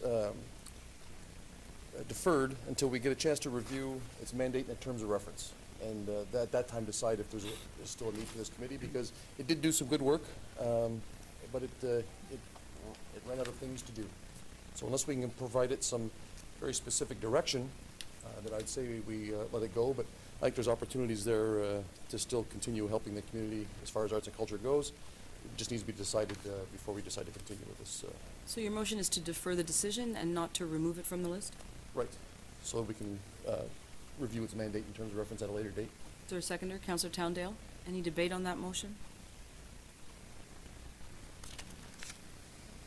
All in favor? Against? Carried.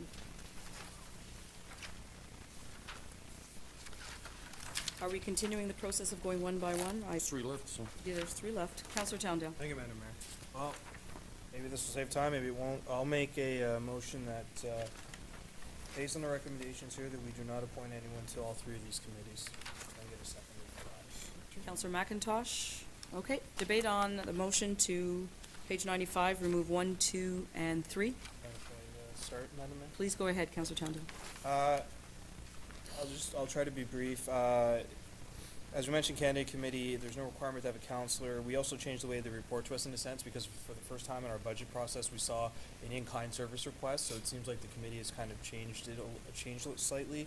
Downtown DBIA and Le Village. I mean, that organization has now come to council to make presentations directly to council. We just recently undertook some of the proposed projects in our budget as well. I think we have a more direct route to them. I think it's more efficient this way. As for the Chamber of Commerce, I was the rep the last 4 years, but the position itself is a little unusual. Even though that councillor would sit on the board, that councillor does not have a vote, does not have the ability to bring forward motions. I think it's not required. As well, I believe that the Chamber could liaise with us directly. It would just save time. Thank you, Madam Mayor. Councillor Grant. Thank you, Madam Mayor. I just have to get one thing clarified on the candidate committee. We became a committee of council, so we covered under the insurance of the city. Is that still factual? Is that part of the in-kind? Madam CAO. Through you, Madam Mayor, yes, so I do believe that was the intention years ago for that committee to come under council. I have had discussions in the past year with some of the members of that committee, or one of the, I don't know if, I guess some of the resources that are on that committee. I don't believe that, and the feedback that I received, that it's not necessarily to have a member of council appointed to that committee. So I'm going to interpret that as they're okay with operating within their current group. If that changes, we will come back to council, but I am also bringing the matter forward to council based on feedback and discussion that I've had with some of the staff that have worked on that committee. I think they're reacting to person rather than the actual situation. So I don't know what the cost of insurance would be, but I imagine it would be quite high if they went out and got it themselves. So if that's the case, I would not support the motion. I would like to see that, because that committee, we don't have much. The committee doesn't have much money, so it's. I will not support the motion as such. Do you want to respond to that? Through you, Madam Mayor, what we could do is we could, again, follow up with the Candidate Day Committee And if that is their preference to come back and have a member of council appointed, then we can bring a report back to council to confirm that. Eliminate it, but Councillor Eric Bergeron. Sorry, point of order. We're not voting to eliminate that committee. We're just a council member from that committee, correct? Madam Clerk. The motion is to not appoint council representatives to these 3 committees. They're not our committees. Councillor Grant. my understanding was in order for it to be a committee council, there had to be a city councilor sitting on the committee. But if that's wrong, then that's fine, as long as all of everything else set. And that's how the insurance gets fitted in. Through you, Madam Mayor, I think for it to be a committee of council, I think that there should be more involvement of council with respect to the makeup and the role of that committee. The councillor should be appointed via bylaw, would be one of the requirements. The city of Cornwall City Council, I don't believe, has any role with respect to any of the individuals or the appointments or any of the other people that are on that committee. But again, I think that we could come back with a report to council to, so I think that if there's not a decision to appoint someone this evening, I think we can still, as administration, bring back a report on the Canada Day Committee and provide further background to your questions, and a decision can be made. We'll seek clarification from the committee to make sure if they would like a councillor appointed. If something has changed, then we can bring that report back to council. Thank you. Any further debate on the motion? Councillor McIntosh? Are we saying that if what Councillor Grant is concerned about, we can just put a name on the piece of paper saying he represents and he doesn't have to show up to any meetings? We're just dealing with the fact that we appoint somebody for insurance purposes. It seems like a pretty strange way of operating. CAO. Through you, Madam Mayor, We're working hard tonight, Madam CAO. I don't think the intent would be to just appoint a name to the committee. I think that the intent would be that the individual represents City Council with respect to that committee. I think you check the attendance record for the last 4 years, you might have a different opinion on that. But anyway, but do other groups that rent the park, are they insured by the city? Because it's a city facility. Through you, Madam Mayor, no, they are not. They're not insured? No. So they would have to obtain. We require that, though. Yes. Okay, fair enough. So I have Council. Yes, go Sorry, ahead. Madam Mayor, if I could just, I think to kind of get back to the Canada Day Committee, we also require insurance from all of the vendors and activities with, right?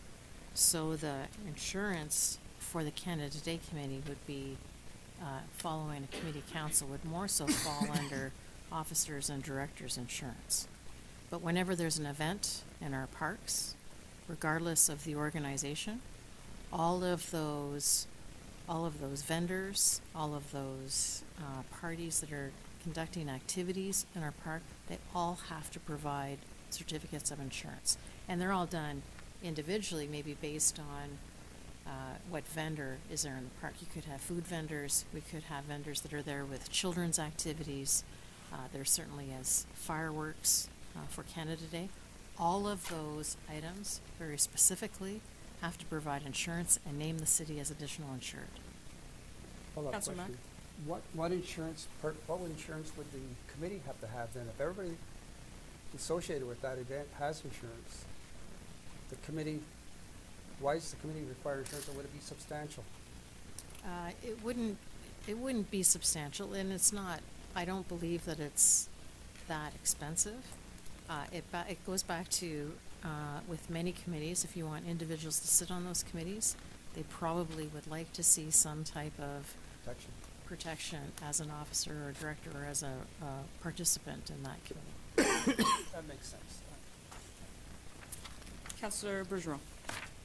Thank you, Madam Mayor. My question, I suppose, is about the downtown BIA in Le Village. Did the BIAs in this report ask that councillors not be on the committee, or do they want us to be on the committee? Was there any discussion there? Because I personally would love to sit on this committee, and I've made that clear in our conversations, but trying to separate my personal desires with what is right with council here. So maybe a little bit of background. Madam CEO. Through you, Madam Mayor, there absolutely was not there was not anything that came forward to the city with respect to the BIA's not wanting a council member to participate in their meetings or on their committees. I think that they might appreciate having a council member attend. The intent of the report is with respect to participating with these groups. I do not believe that you are a voting member. You are more of a liaison between the committee or the group and city council. So kind of going back to the original intention of the report, taking a look at how many committees there are that council participates in or boards. This was simply a consideration to put forward to say there might be other ways to allow for more direct engagement with the BIAs without necessarily attending their regular meetings. It could be done via coming forward with presentations to council. They do have projects that they bring forward that we work with through our administration, such as what we saw last week during budget process. So, but they certainly did not come forward to say that they prefer not to have do not want to have that. Yeah, no, I after I asked the question, it's a little bit too blunt, I suppose, in terms. I'm sure they appreciate having a counselor on their committee, but I'm on the fence with this one because I really think council participation in these BIAs is important from us to them, and maybe not necessarily from them to us. So because this is a motion for all three of these committees to not have a counselor, I'm leaning towards voting against it and bringing that back as a separate motion. Further debate on this motion?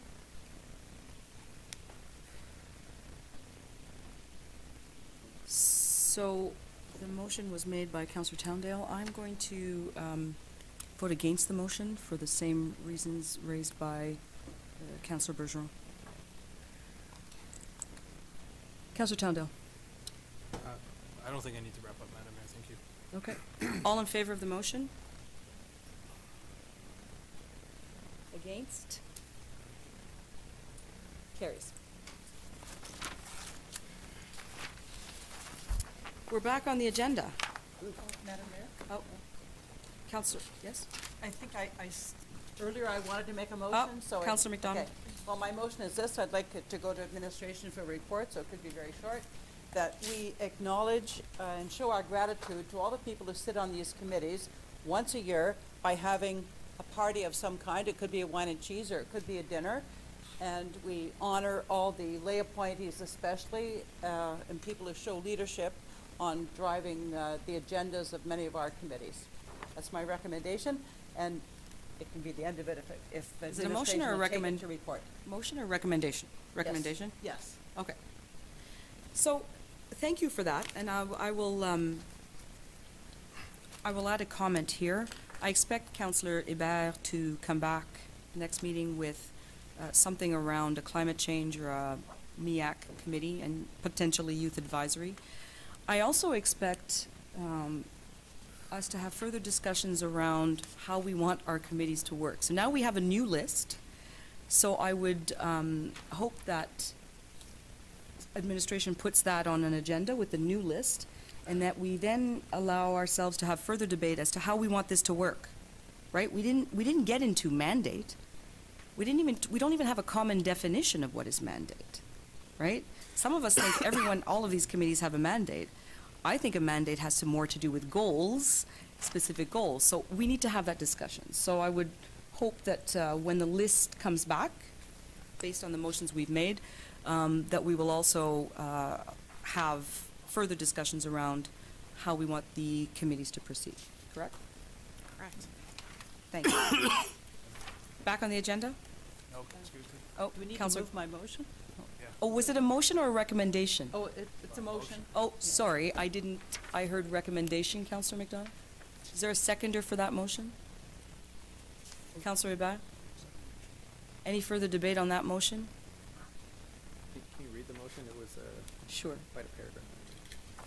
It was a Madam Clerk. motion to show gratitude to all lay appointees by way of celebration. Is that good? Sure. So debate on that motion? Councillor Grant?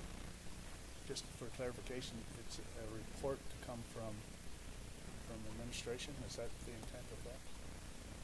If I may, because I did mention a wine and cheese or a dinner, part of the report from the administration would have to cover expenses, and it might also cover what surrounding communities do.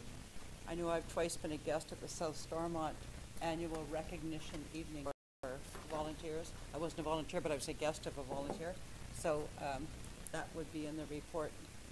Okay, Madam Clerk, we need some clarity around the motion. So it's a motion to request a report from an administration on the feasibility or on ways to show gratitude to all lay appointees by way of a celebration and look at what other municipalities in the area have been doing. Sure, and I think the word recognition is like besides celebration, a show of recognition of the value of the work they do. Do you have that, Madam Clerk? I do. Or something like that. The seconder was Councillor Hébert. You're okay with that wording? Councillor Hollingsworth and then Councillor McIntosh.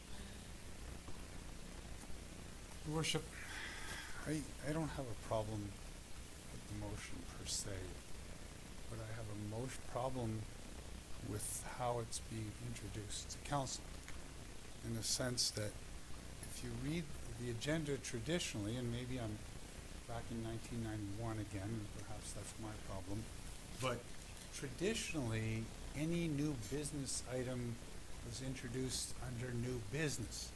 So if we wanted a report, we would wait for new business and we would say, let's have a report.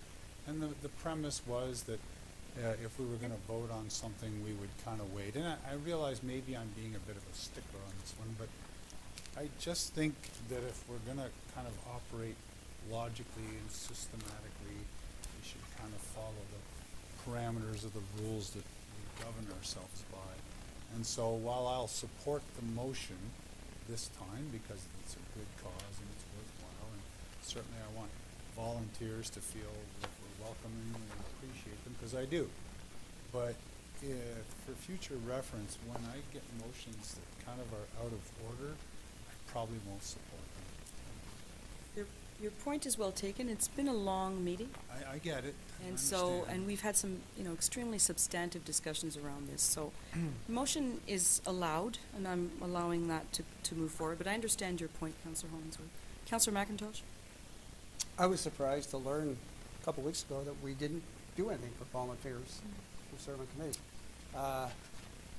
I was on the library board along with Councillor Gardner, and they have a recognition night once a year in December, and they recognize all the volunteers. A small function at the library, Sunday evening, some hors d'oeuvres and some pop and whatnot.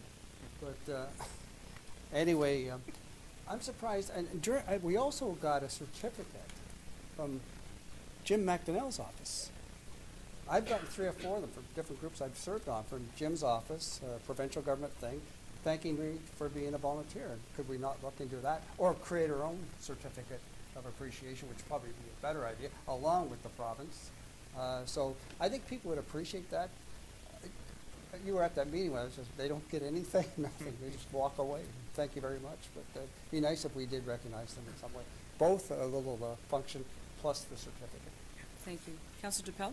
Just a clarification, Madam Mayor, through the clerk's office, do we still not, because we had brought it to council, I think in my first term, where we send out during Volunteer Appreciation Month a certificate to all lay appointments, or a letter acknowledging their service. Through you, Madam Mayor, we traditionally send a letter.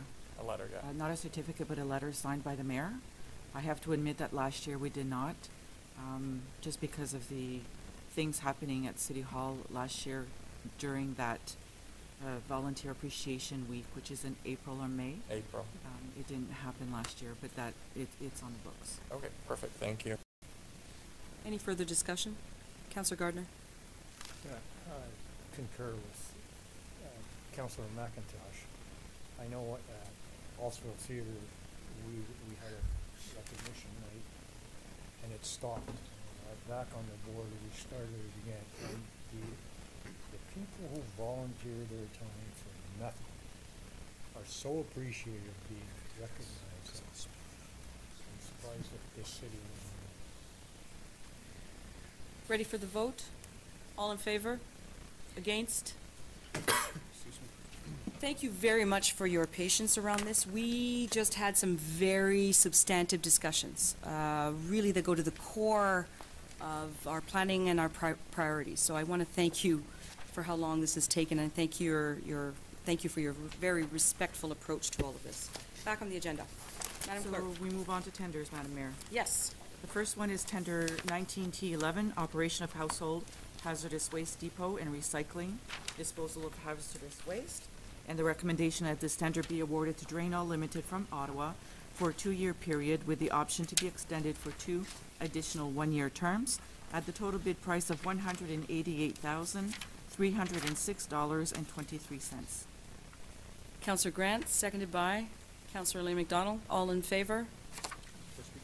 Oh, sorry, Councillor Bennett. See, I'm rushing. Now I'm getting tired. Not doing debate anymore. Sorry, Councillor Bennett. Thank you, Madam Mayor. I'm just, maybe math isn't my strong suit, but the corporation's budgeted $67,000 in the 2019 budget, and that we're going to attempt to stay within the budget, but the tender is for $188,000. So is this tender spread out over the, because it says an additional 2 years, 2 1-year terms, so is that spread out over the full time, or is, how's $67,000 paying for this, I guess was my question. Madam CFO. Madam Mayor, the 188 or the 170 net to the corporation is for 2 years. It's about $85,000 a year. Okay. It is a tender on estimated labor and materials, so the department will attempt to stay within that, the budget allocated in 2019. Okay. Okay, so I don't want to, we just did the budget. Do we not have this information beforehand that we could have, budgeted the 85,000? It is based on estimated quantities, Okay. so there is a possibility that we will be within that budget. Perfect. Thank you very much. Madam CEO. Madam Mayor, if I might,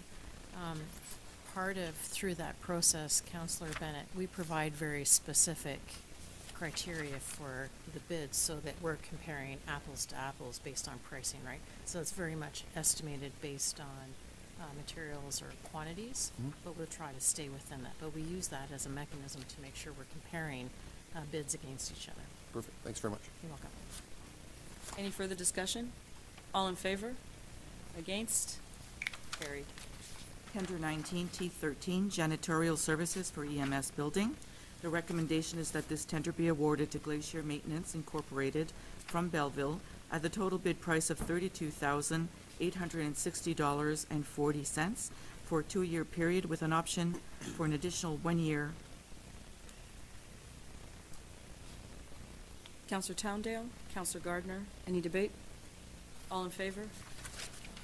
Carried. Tender 19T14, pavement markings, intersections and other special markings. The recommendation is this tender be awarded to Crossroads Pavement Markings Incorporated from Cornwall at the total bid price of $44,027.63. Moved by Councillor Ribas, seconded by Councillor Dupel. Any debate? All in favor? Carried. Any new business, Madam Clerk? No, Madam Mayor. Passing of bylaws.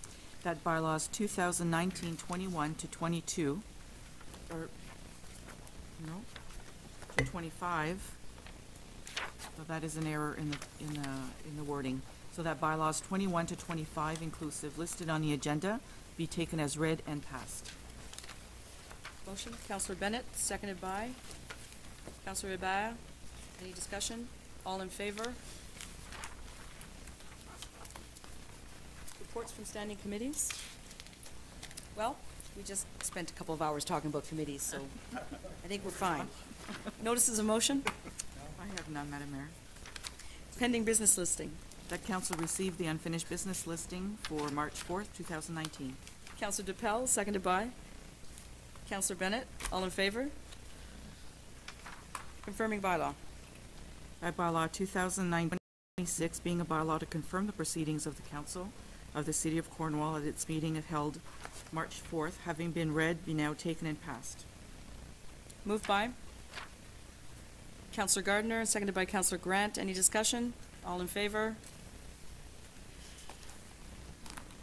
You are troopers. Thank you very much. Merci. Motion to adjourn. Councillor Hébert, Councillor Bennett, all in favor? Thank you. Our next meeting will be on Monday, March 25th.